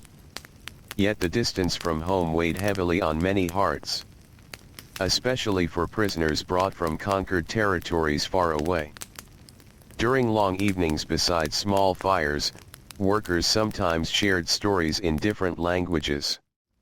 Memories of distant villages and unfamiliar landscapes drifted quietly through the darkness. Mountains covered in trees. Cold rain. Wide grasslands. Places very different from Egypt's warm river valley. But over time, many memories faded slowly beneath repetition. The human mind adjusted. The body adjusted. And daily survival left little room for dreams of distant return. In the royal workshops connected to temples and palaces, highly skilled laborers produced remarkable objects for the elite classes of Egypt. Furniture carved from imported wood. Gold jewelry decorated with bright stones. Delicate glass containers glowing blue and green beneath torchlight. These workshops could feel strangely peaceful despite the constant labor. Artisans bent carefully over their work while sunlight entered through narrow openings high in the walls. Dust floated lazily through warm beams of light. The smell of wood shavings and heated metal filled the air. Many craftsmen worked in silence for long periods. Concentration mattered deeply. A single mistake could ruin days of careful effort. Some slave artisans became respected for their skills. Talent could improve living conditions, though it rarely erased servitude entirely. One worker might spend years carving tiny hieroglyphs into stone walls. Another shaped wooden furniture for royal chambers. Another mixed pigments from crushed minerals to create rich paints used in tomb decoration. The work required patience beyond patience. Slow hands. Careful eyes. Steady breathing. Even beauty itself emerged slowly in Egypt. And behind every finished object stood tired workers whose names history often forgot. Beyond the workshops and temples, ordinary village life continued quietly beside the Nile. Women baked bread in clay ovens while children carried bundles of reeds from the riverbanks. Farmers repaired irrigation channels damaged by floodwaters. Fishermen spread nets across the ground to dry beneath the sun. Most people in Egypt lived close to hardship. Even free laborers struggled through exhausting routines shaped by heat, disease, and uncertain harvests. Slavery existed inside a broader world where physical labor dominated nearly every aspect of survival. The rich were few. The workers were many. And the entire civilization rested upon their effort. During flood season, the Nile transformed the landscape completely. Water spread across fields and lowlands, covering farmland beneath shimmering layers of brown river water rich with fertile soil. For agricultural workers, flood season changed the rhythm of labor. Some repaired canals and dikes. Others worked on construction projects while fields remained underwater. Boats became even more important during these months, carrying supplies and people across flooded areas. The sight of flood waters spreading beneath cloudy skies could appear beautiful from a distance. Palm trees reflected across wide stretches of water. Birds gathered along marshes filled with life. But floods also brought uncertainty. Too little water harmed crops. Too much destroyed homes and storage buildings. Egyptian life always depended upon balance within the river's rhythms. And the workers who maintained canals, embankments, and irrigation systems carried enormous responsibility. The labor of controlling water was endless. Mud had to be cleared. Channels repaired. Walls rebuilt after erosion. The body sank knee-deep into wet soil beneath humid heat while insects gathered thickly around standing water. Yet without such labor, fields would fail. Hunger would spread. The Nile gave life, but only through human effort working beside it constantly. At midday, when the sun stood highest above Egypt, silence often settled briefly across the land. The streets emptied. Animals rested in shade. Even the wind seemed slower. Inside homes, workers and servants moved carefully through dim rooms where sunlight entered only in thin strips across the floor. Some households allowed brief rest periods during the hottest hours. Others continued working despite the heat. A kitchen servant might spend the afternoon beside glowing ovens where the air became nearly unbearable. Sweat rolled down the neck and arms while bread baked inside clay chambers radiating heat from every side. Nearby, another worker scrubbed linen clothing in basins of water that quickly warmed beneath the sunlight. Laundry itself demanded enormous effort. Clothing had to be soaked, beaten clean, rinsed repeatedly, then spread across rooftops or courtyards to dry in the desert air. The simple act of keeping garments clean required hours of labor every week. Nothing in ancient Egypt arrived easily. Not food. Not water. Not comfort. Not even cleanliness. Everything depended upon human hands. As evening approached once more, shadows stretched longer across temple walls and dusty roads. Workers slowly returned from fields, workshops, and river docks carrying tools over tired shoulders. The air softened slightly. A faint breeze moved through the palms. Smoke rose from cooking fires across villages and city districts alike. Evenings were often the gentlest part of the day. Children laughed quietly in courtyards. Neighbors exchanged food or conversation. Someone played a simple reed flute while sitting near a doorway. The smell of lentils and onions cooking drifted through warm air. For a few brief hours, labor loosened its grip slightly. Some workers bathed in the Nile before darkness fully arrived. The cool water eased sore muscles after long days beneath the sun. Men stood waist-deep in the river washing dust from skin and clothing while birds circled overhead preparing to settle for the night. Then gradually the light faded. The river turned dark blue beneath the evening sky. Lamps appeared behind windows and doorways. Temple chants echoed softly from distant courtyards. And one by one, the workers of Egypt prepared once more for sleep. Some lay awake staring toward the stars. Some listened to insects humming beyond the walls. Some drifted immediately into exhausted dreams. And beside them all, calm and ancient beneath the moonlight, the Nile continued flowing endlessly through the quiet heart of Egypt. The night wind moved softly through the date palms beside the Nile, carrying with it the smell of river water, damp reeds, and cooling earth. In the darkness beyond the villages, the desert rested in complete silence beneath the moonlight. Sand dunes and rocky hills stretched outward like sleeping waves beneath the stars. Egypt at night could feel peaceful in a way difficult to imagine during the heat and noise of daytime. The ovens cooled. The workshops emptied. The market voices faded away. Only a few lamps still flickered behind narrow windows while most of the people along the river finally rested their tired bodies after another long day. In worker settlements near the larger cities, sleep came unevenly. Some laborers snored deeply from exhaustion almost the moment they lay down. Others shifted restlessly on woven mats, their muscles aching from lifting stone, hauling grain, or rowing against the Nile current for hours beneath the sun.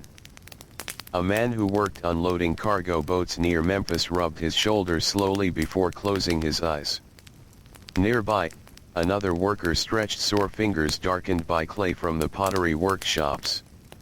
A woman who spent the day grinding grain leaned against the mud brick wall of her home, listening quietly to the sounds of the night before sleep finally carried her away. The body remembered labor even during rest. Hands cramped in sleep. Backs stiffened. Feet throbbed from long days walking dusty roads. Ancient Egypt was filled with beauty, but it was also filled with tired people. And still, before long, the darkness slowly began to pale again toward morning. The first signs of dawn often arrived gently along the riverbanks. The stars faded little by little. Birds stirred among the reeds.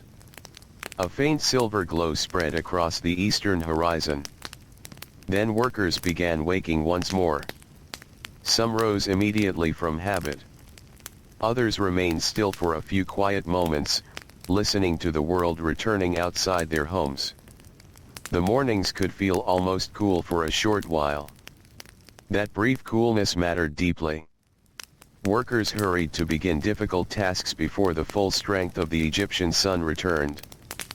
In farming villages, the sounds of labor spread quickly across the fields. Oxen snorted softly while being prepared for plowing. Wooden tools knocked against one another. Water splashed into irrigation ditches. The Nile Valley smelled rich in the early morning. Wet soil. Fresh reeds. River mud. Smoke from cooking fires drifting upward into the brightening sky. Slaves working in agriculture often ate only small meals before beginning the day's labor. Bread and beer remained the foundation of daily food for most ordinary people. Sometimes workers dipped bread into bowls of onions, beans, or lentils before heading toward the fields. Then the long hours began again. Agricultural work demanded endless repetition. Planting seeds by hand. Clearing weeds. Repairing irrigation canals. Carrying harvested grain in baskets balanced against sore shoulders. Even after generations, the routines remained almost unchanged. The Nile flooded. The fields were planted. The crops were harvested. And the workers continued moving through the same cycles year after year. During harvest season, labor became especially intense. Fields of grain shimmered gold beneath the sunlight while groups of workers cut stalks using curved blades. Others followed behind gathering bundles into large piles for transport. Dust rose into the air with every movement. The dry stalks scratched against skin and arms. Sweat rolled down faces beneath cloth head coverings. Nearby, scribes recorded harvest amounts carefully because grain formed the foundation of taxes, trade, and survival throughout Egypt. Nothing could be wasted. Every basket mattered. Some slaves spent their entire lives attached to large agricultural estates owned by nobles, temples, or royal officials. These estates functioned almost like small worlds unto themselves. Fields stretched outward beside canals and riverbanks. Storage buildings held grain supplies. Animal pens lined dusty roads. Worker homes clustered together in tight rows. The estates required constant labor from sunrise until nightfall. And behind the quiet appearance of orderly farmland stood countless exhausted bodies keeping everything alive. Not all labor in Egypt happened beneath open skies. Inside bakeries and kitchens, another kind of exhausting work unfolded every day. Large temple kitchens especially could become unbearably hot. Fires burned continuously beneath clay ovens while workers kneaded dough, stirred pots, cleaned fish, and carried supplies through crowded rooms filled with smoke and heat. The air inside often felt thick and difficult to breathe. Ash settled on skin. Sweat soaked linen clothing. The smell of baked bread mixed with onions, oil, and smoke from burning fuel. Some kitchen workers rose long before dawn and continued working until late evening during religious festivals or noble feasts. Cooking in ancient Egypt required far more labor than many people today imagine. Grain had to be ground by hand. Water carried manually. Fuel gathered carefully. Every meal depended upon hours of preparation. Even simple bread represented physical effort. And because food was so central to Egyptian life, kitchen labor never truly ended. In wealthy households, slaves assigned to domestic service often became familiar with intimate details of family life. They watched children grow from infancy into adulthood. They overheard quiet conversations during evening meals. They prepared sleeping chambers before nightfall and opened shutters again at dawn. Some servants remained with the same household for decades. A trusted servant might eventually become deeply woven into the daily rhythms of noble life while still remaining legally unfree. The boundaries between dependence, loyalty, obligation, and control could become complicated over time. Yet no matter how familiar a servant became within the household, the imbalance of power remained present beneath every interaction. Orders were obeyed. Schedules followed. Labor continued. Inside noble homes, comfort depended upon invisible work happening constantly around the edges of daily life. Fresh water appearing beside sleeping rooms. Oil lamps trimmed before sunset. Sandals cleaned of dust. Furniture polished.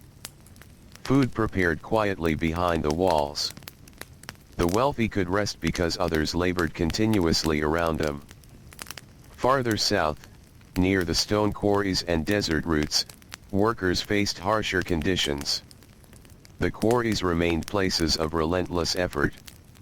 Hammering echoed against cliffs from early morning onward while dust clouds drifted slowly beneath the bright sky. Men strained against ropes pulling stone blocks across prepared pathways. Supervisors watched closely while scribes recorded deliveries intended for temples, tombs, and monuments. The heat reflecting from the stone itself made the air feel even heavier. Water became precious there. Workers paused whenever possible beneath scraps of shade cast by rock walls or temporary shelters. Some laborers wrapped damp cloth around their necks to survive the worst afternoon temperatures. Still, injuries happened often. Stone cracked unexpectedly. Heavy loads shifted dangerously. Feet slipped on loose gravel. Medical treatment existed in Egypt, but for ordinary workers recovery remained uncertain. Herbal remedies, bandages, oils, and simple procedures could help some injuries. Egyptian healers possessed impressive knowledge for their time. Yet a laborer unable to work still faced enormous difficulty. Rest was limited. Food remained necessary. And work sites rarely slowed for long.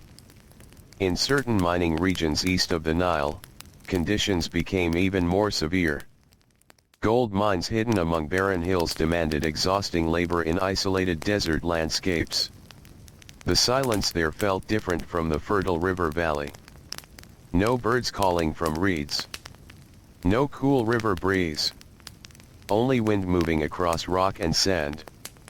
Workers chipped at stone beneath burning sunlight while dust coated their skin and entered their lungs. Water had to be transported carefully across long desert routes. Food arrived slowly by caravan. At night, the desert sky opened above them in astonishing clarity. Stars covered the heavens from horizon to horizon. Small fires glowed between rough shelters. Exhausted workers rested against stone walls listening to the quiet wind moving through the hills. The desert nights could feel strangely beautiful despite the hardship surrounding them. Elsewhere, life along the Nile carried softer rhythms. Fishermen pushed narrow boats into the morning water while mist still drifted above the river surface. Nets unfurled slowly into calm currents. Birds circled overhead searching for movement among the reeds. Some slaves spent their lives working these waters. Fishing demanded patience and physical endurance. Nets became heavy with water and river weeds. Boats required constant repair. The sun reflected harshly from the water by midday. Yet many river workers likely preferred the Nile to the quarries or mines. The presence of water itself brought relief. Breezes moved more freely along the riverbanks. Even the sounds felt gentler there. Oars dipping rhythmically into water. Reeds brushing softly in the wind. Frogs croaking after sunset. The Nile shaped not only labor but also the emotional atmosphere of life in Egypt. It offered moments of calm within exhausting routines. In cities like Thebes, slaves also worked in temples dedicated to powerful gods whose statues rested deep within shadowed sanctuaries. Temple labor followed strict schedules shaped by ritual. Before dawn, workers cleaned sacred spaces carefully. Water basins were refreshed. Incense prepared. Offerings arranged. Priests moved through dim corridors carrying lamps while chants echoed faintly against massive stone walls. Temple servants often spent long hours maintaining order behind the scenes. Sweeping sand from floors. Organizing storage jars. Feeding sacred animals. Repairing linens used during ceremonies. The temples themselves appeared timeless and calm. But hidden behind the stillness was constant human effort. As afternoon heat settled over the cities once again, many workers slowed their movements to conserve strength. Shade became precious. A porter carrying goods through the market paused beside a wall darkened by shadow. A servant rested briefly near a courtyard pool before returning to work. A farmer wiped sweat from tired eyes while standing knee-deep in irrigation water. The body adapted to Egypt slowly over years.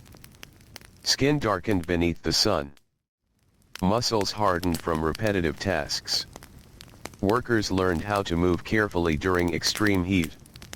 Still, exhaustion never disappeared entirely. By evening, the city changed once more. Golden sunlight washed across temple columns and mud brick rooftops. The sounds of daytime labor softened gradually into quieter rhythms. Children returned from errands. Merchants packed away goods. Boat crews tied ropes along the docks. The smell of cooking fires spread through the streets. For many workers, evening meals became the gentlest moments of the day. Families gathered together in small homes lit by oil lamps. Bread was divided carefully. Beer poured into simple cups. Someone shared dried fish or dates if fortune allowed. Conversation remained soft and unhurried. Outside, warm wind drifted through narrow streets carrying distant music from wealthier neighborhoods where feasts and celebrations sometimes continued long into the night. The contrast between worlds existed everywhere in Egypt. One household hosted musicians beside cool pools and painted gardens. Another family nearby counted pieces of bread carefully before sleep. Yet both listened to the same night wind moving through the palms. Both watched the same moon rising above the Nile.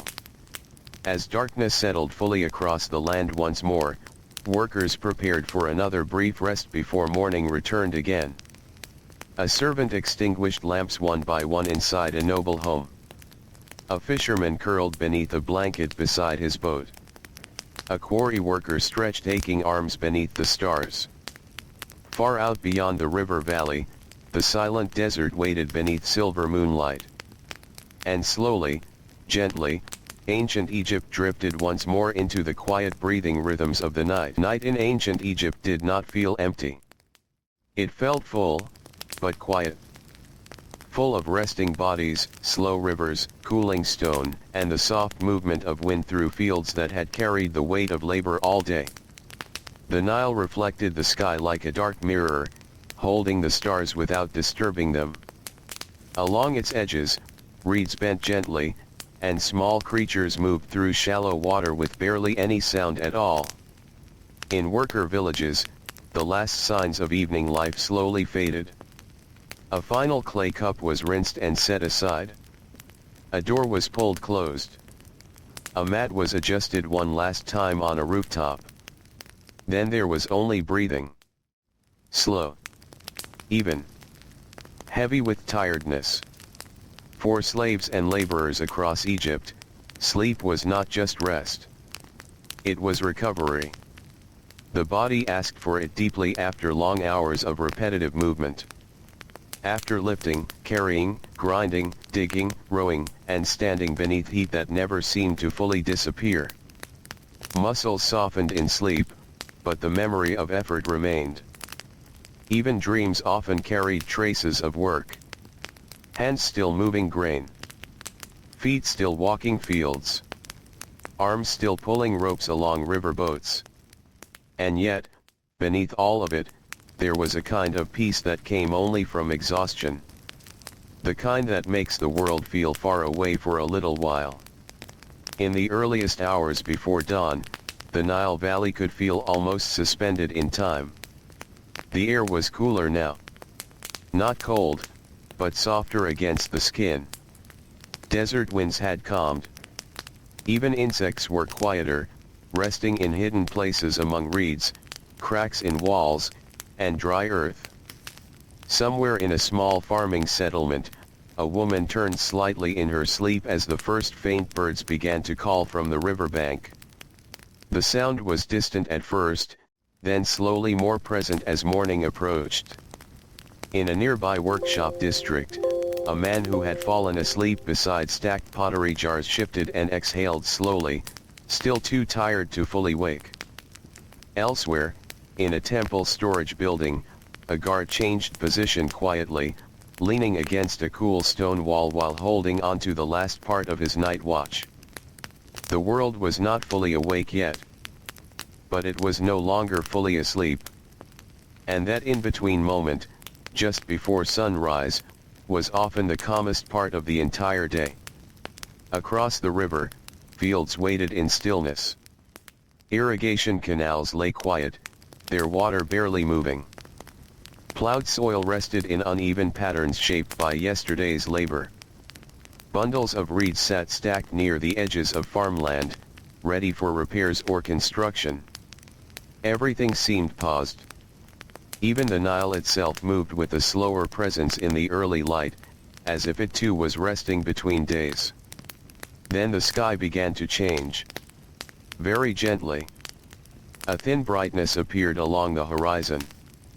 Not sudden. Not dramatic. Just a gradual softening of darkness into pale blue. This was the moment when workers began to rise again. In ancient Egypt, waking often came without urgency but with habit. The body learned the rhythm of the land.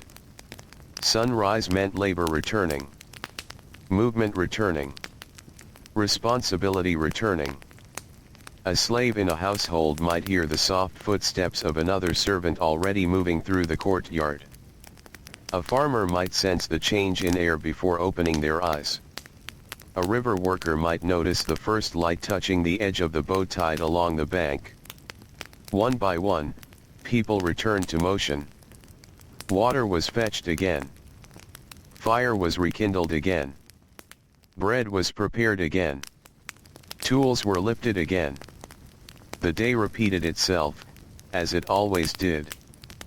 But repetition was not meaningless in Egypt. It was life itself. The same fields produced food year after year.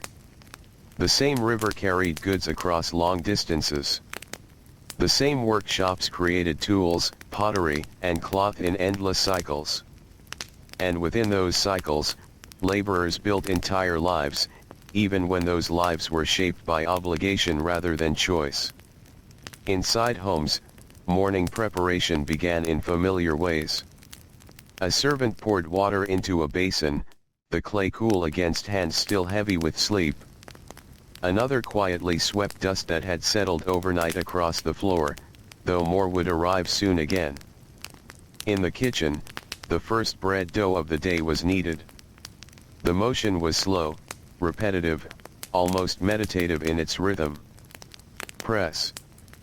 Fold. Turn. Press again. Smoke from yesterday's ash still lingered faintly in the oven. Outside, sunlight grew stronger with each passing moment. The warmth of Egypt did not arrive suddenly. It built itself slowly, like a presence returning to the land. By the time full morning settled, labor had already begun everywhere. On the river, boats moved again. Some carried grain toward cities. Others brought stone, wood, or pottery. Rowers leaned forward in steady rhythm, their movements synchronized out of necessity and practice. On land, carts rolled along dusty roads, wheels creaking softly under weight. Donkeys lowered their heads as they walked, patient and steady beneath the sun that was already beginning to rise higher. In fields, workers bent once more toward the soil. The same soil. The same tasks. The same quiet endurance. For slaves working under supervision, the day often followed structured patterns. Instructions were given in the morning. Tasks assigned. Movement monitored. Work completed in stages from early light to late afternoon. There was little variation, but there was rhythm. And within rhythm, the mind sometimes found a way to soften the difficulty of labor. A repetitive task could become almost automatic after many years. Hands learned what to do without constant thought. The body moved while the mind drifted inward, resting even while work continued. This was not escape, but it was adaptation. In the heat of midday, Egypt again slowed. Sunlight grew intense across stone walls and open fields. Shadows shrank. Air shimmered above the ground. Even movement felt heavier. Workers often paused when possible, resting in whatever shade they could find. Beneath carts, beside walls, under thin coverings stretched between posts. A short silence would settle during these hours. Not full quiet, but reduced activity.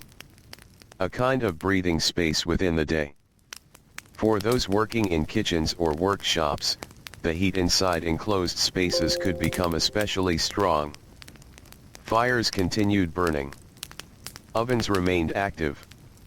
Metalwork and pottery production did not stop entirely. Labor adjusted rather than disappeared.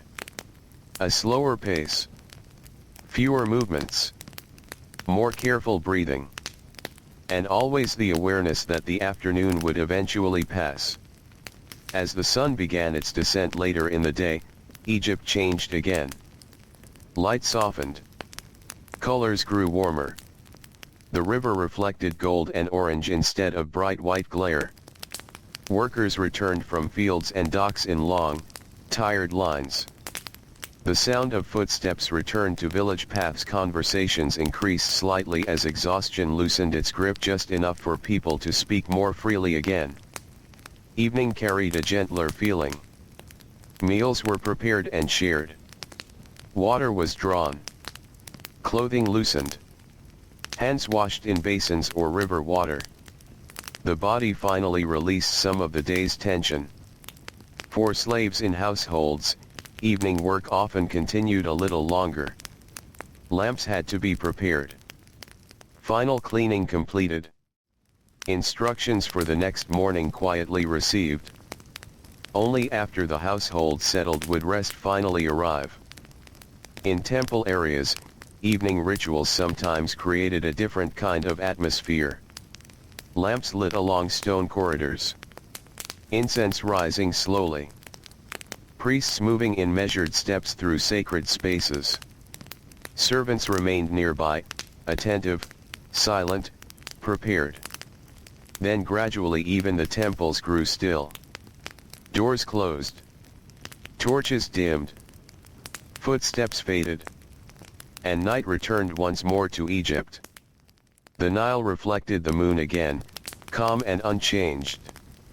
Reeds whispered gently in the darkness. And the entire valley settled into another cycle of rest.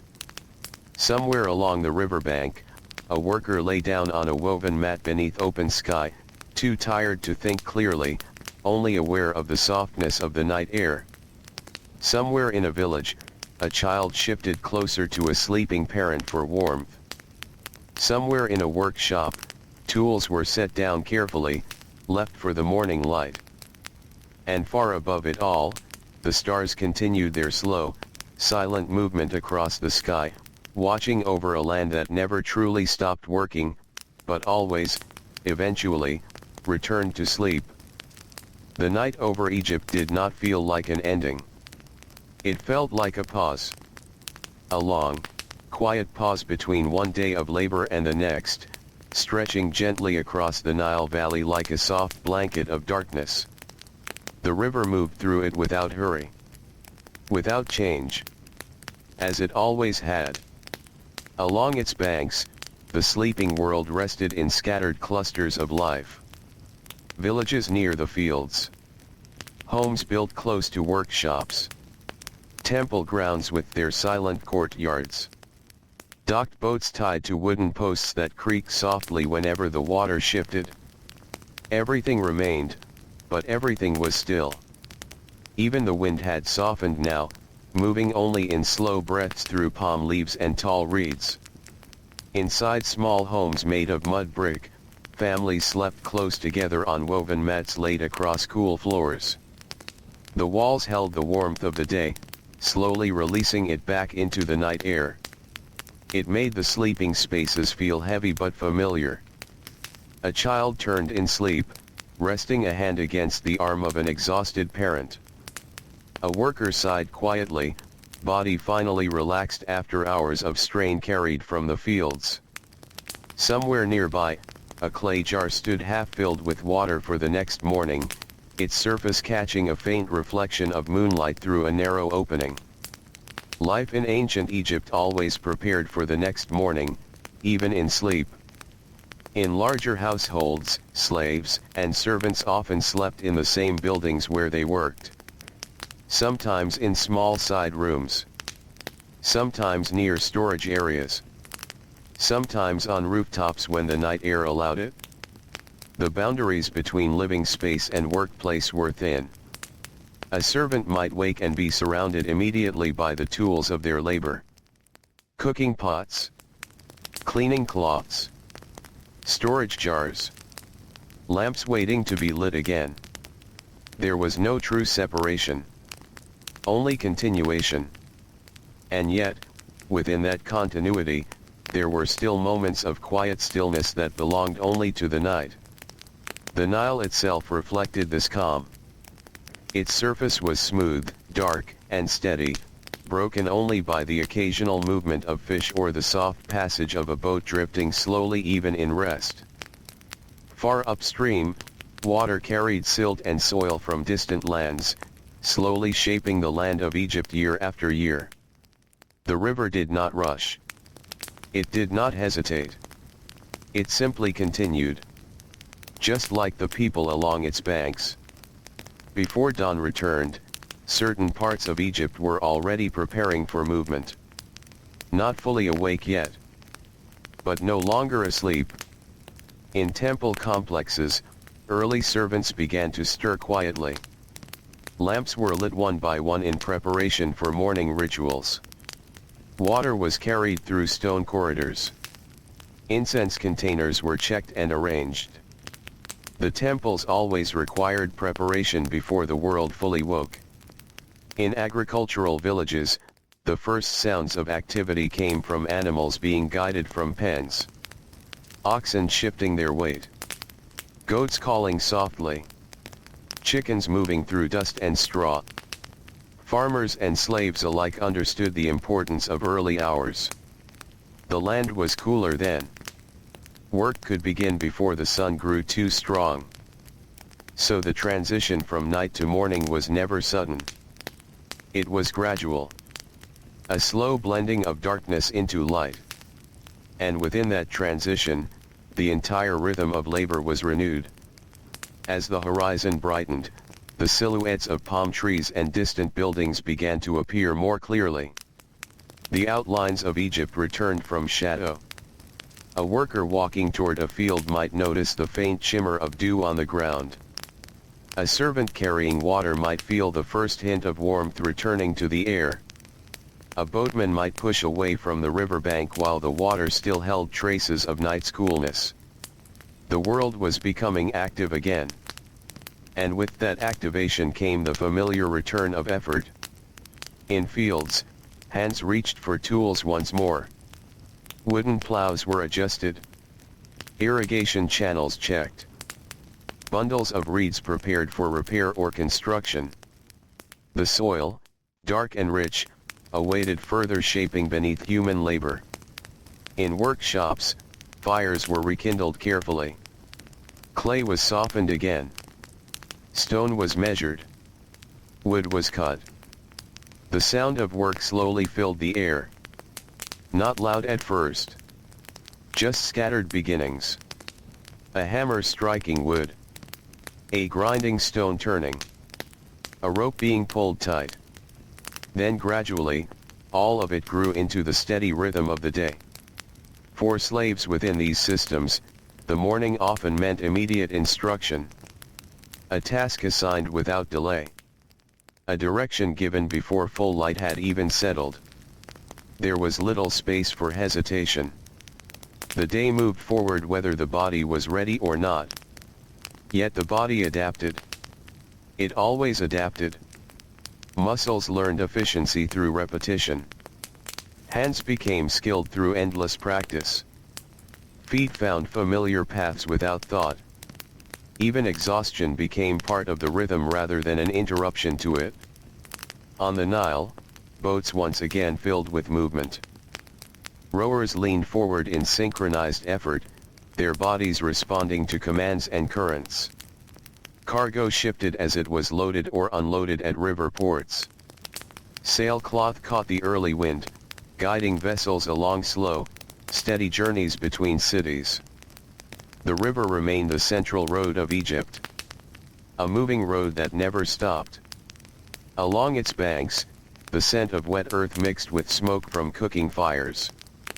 Breakfast was simple for most workers. Bread baked from grain. Perhaps onions or beans. Maybe a small portion of fish or fruit if available. Food was never elaborate. But it was necessary. And it had to sustain bodies through long hours beneath the sun. As the sun rose higher, Egypt entered its familiar daytime intensity. Light became stronger. Shadows shorter. Heat began to press gently against the land. Movement continued, but with growing effort.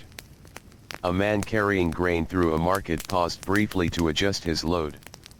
A woman washing cloth in a basin leaned back for a moment, letting her arms rest before continuing.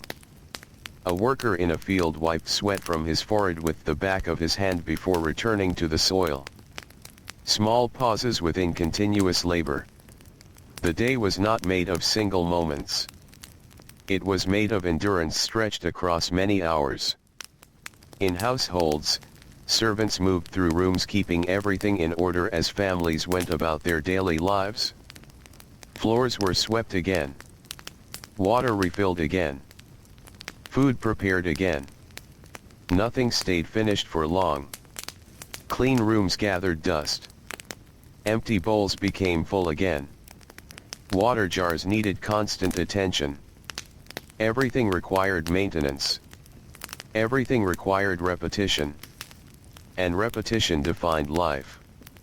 Even in wealthier homes where comfort was greater, the rhythm of dependence remained unchanged. The quiet presence of servants ensured that daily life flowed smoothly. Behind every meal, behind every clean space, behind every prepared garment, there was labor, constant and often unseen. By midday, the sun reached its highest point again, and Egypt slowed as it always did. The land seemed to breathe more slowly under the heat. Work did not fully stop, but it softened in intensity wherever possible. People moved less quickly, spoke less, rested when shade allowed.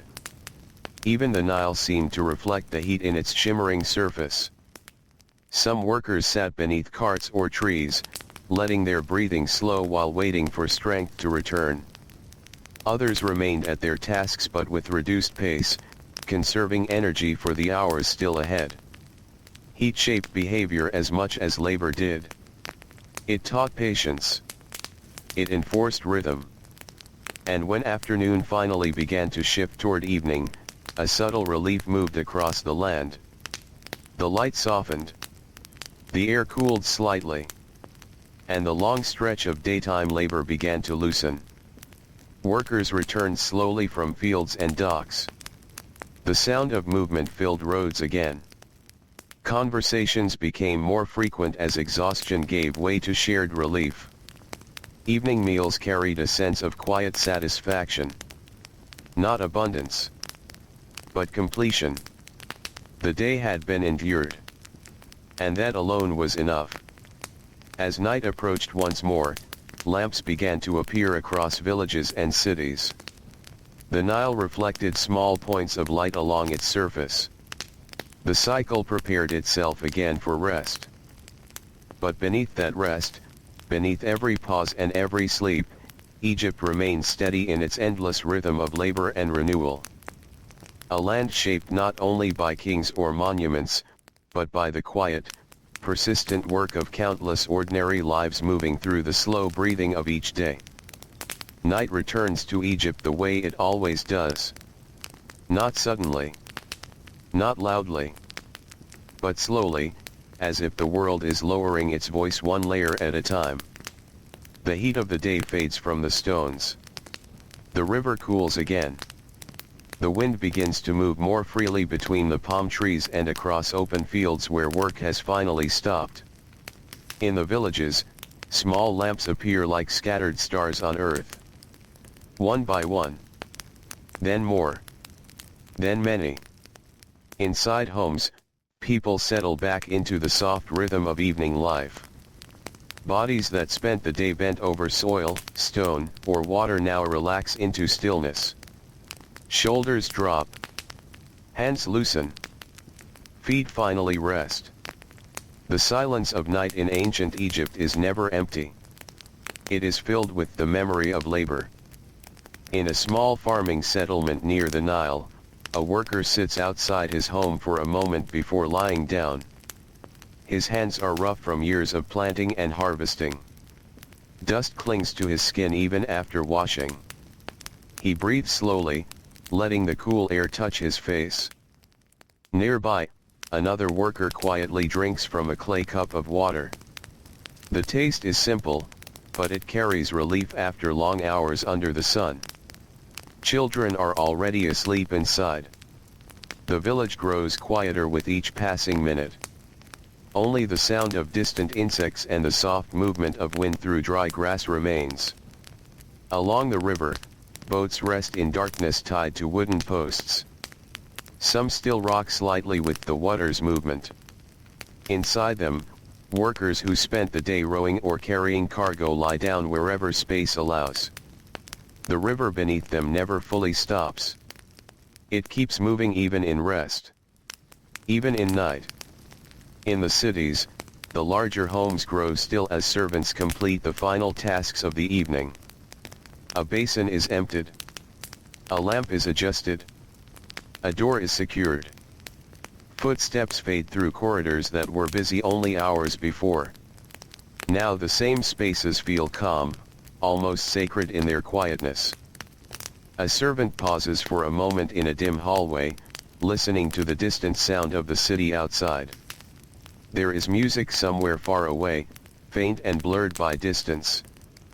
Perhaps a festival in a wealthy courtyard. Perhaps only memory of earlier noise. Then even that fades. And there is only night. In temple districts, the atmosphere is different but equally calm. Stone structures rise in silence under moonlight, their massive walls holding shadows deep and still. Inside, a few lamps continue to burn in preparation for early morning rituals, but most movement has ceased. Servants and guards remain in place, resting in brief intervals between duties. The scent of incense from earlier ceremonies still lingers in the air, soft and faint, like smoke trapped in stone. Temples in Egypt never feel entirely asleep. They feel paused, waiting for the next cycle of offerings, chants, and morning light. Beyond the cities, in the wide stretch of fields and irrigation canals, darkness is deeper. Here, the land itself seems to rest more fully. Water sits quietly in narrow channels. Reeds stand still. The soil, freshly worked from the day's labor, holds the shape of human effort like a memory pressed into earth. Somewhere in this darkness, a lone worker turns over in sleep beneath a thin cloth, listening to the far-off sound of a night bird calling across the fields. The Nile Valley is vast in its silence.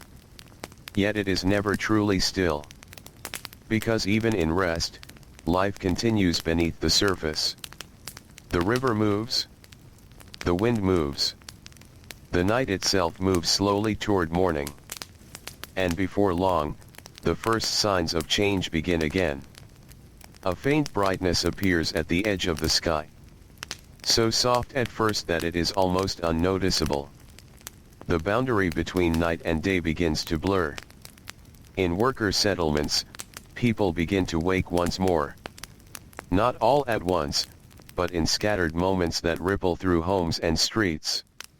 A hand reaches for a water jar. A body shifts on a rooftop mat. A door opens carefully into the cool air. The new day arrives the same way every day arrives in Egypt.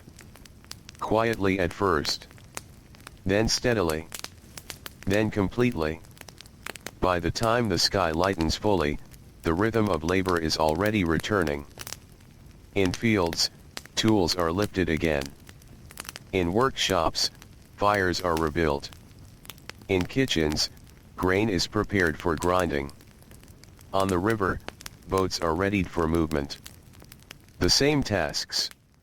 The same motions. The same enduring cycle. For slaves within this world, the transition is seamless. There is little separation between one day and the next beyond sleep itself. Work resumes not as a new beginning, but as continuation. A continuation of yesterday. And the day before that. And the many days that came before.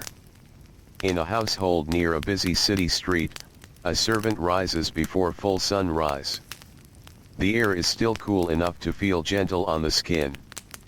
She moves through the courtyard quietly, already familiar with what must be done before others wake. Water must be carried. Bread must be prepared. Rooms must be arranged. There is no need for instruction. The body remembers.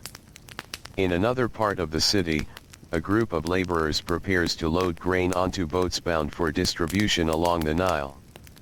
The sacks are heavy, shaped by the weight of harvest and storage. Each one requires effort from multiple hands. The work is coordinated but exhausting. Lift. Carry. Place. Repeat. Across the river, farmers move into fields that stretch beneath the rising sun. The soil is dark and rich from earlier floods, but it demands constant attention. Irrigation channels must be maintained carefully or the land quickly loses its balance. Water is guided by hand and tool. Small adjustments. Repeated endlessly. The sun climbs higher. And the day settles into its familiar intensity. Yet even in this repetition, there is structure. A rhythm that holds everything together. A rhythm known by every worker in the land, whether free or enslaved, whether in city or village, whether on river or field. Work in the morning cool. Pause in the midday heat. Resume in the afternoon light. Rest in the evening shade. Sleep beneath the stars. And begin again. In workshops, artisans continue shaping the objects that fill Egyptian life. Clay vessels, wooden furniture, woven cloth, painted decorations. Each item passes through many hands before it is complete. Some of those hands are skilled through years of practice. Others are still learning. Some are bound by contract or obligation. Some by ownership. But all are part of the same system of creation that keeps society functioning. Even beauty in Egypt is built through labor.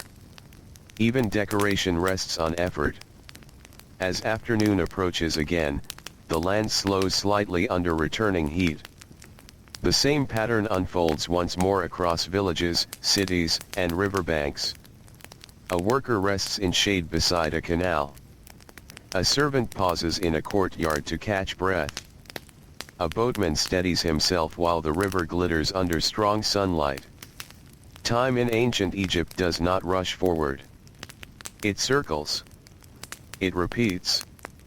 It returns. And in that repetition, lives are shaped quietly and continuously. By evening, the sky begins to soften once more. Gold light spreads across temple walls and palm trees. Long shadows return to streets and fields. The sound of labor fades gradually. The sound of home returns. Meals are shared again. Water is drawn again. Lamps are lit again. And the world prepares for rest once more. Not as escape, but as part of the rhythm itself. Because in ancient Egypt, even rest belongs to the cycle of labor. And so the Nile continues flowing through it all. Carrying night into morning. Morning into heat.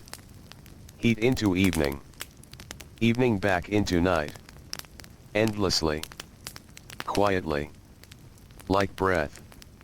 Like time itself moving gently through the ancient land. The night settles over Egypt one last time, softer than the days before it, as if the land itself is finally exhaling after an endless rhythm of waking, working, and resting. The Nile moves quietly through the darkness, carrying the reflection of the stars as it always has. Along its banks, reeds sway gently in the warm wind. The villages are still now, their lamps dimmed, their voices gone, their doors closed against the slow drift of night air. There is no movement in the fields. No sound from the workshops. No footsteps in the markets.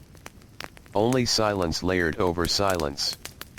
And beneath it, the memory of all the labor that shaped each day. In small homes made of mud brick, people sleep close together, their bodies finally released from effort. Hands that spent the day grinding grain, carrying water, or shaping clay now rest without motion. Muscles that strained beneath the sun finally loosen into stillness. Even dreams feel slower here. More like drifting than sleeping. More like floating through warmth and dust and river light. Out in the open land, the fields stretch quietly under the moon. Irrigation canals hold still water that reflects pale silver across the soil. The work of many hands is visible even in the dark, not in movement, but in shape. In the way the earth has been tended. In the way the land has been changed by endless care. The river continues to flow beside it all. Not hurried. Not heavy. Just present. As it has always been. As it always will be. Somewhere far beyond the fields, a final breeze moves through the palms, brushing gently over rooftops, stone walls, and sleeping courtyards. It carries no urgency. No direction. Only quiet motion fading into night. The world of ancient Egypt does not end here. It simply becomes still. And in that stillness, there is a final kind of peace. A soft understanding that every day will return again with light. With heat. With labor. With life moving forward in its ancient rhythm. But for now, there is only the night. Only the Nile. Only the stars resting above a land that has finally gone quiet.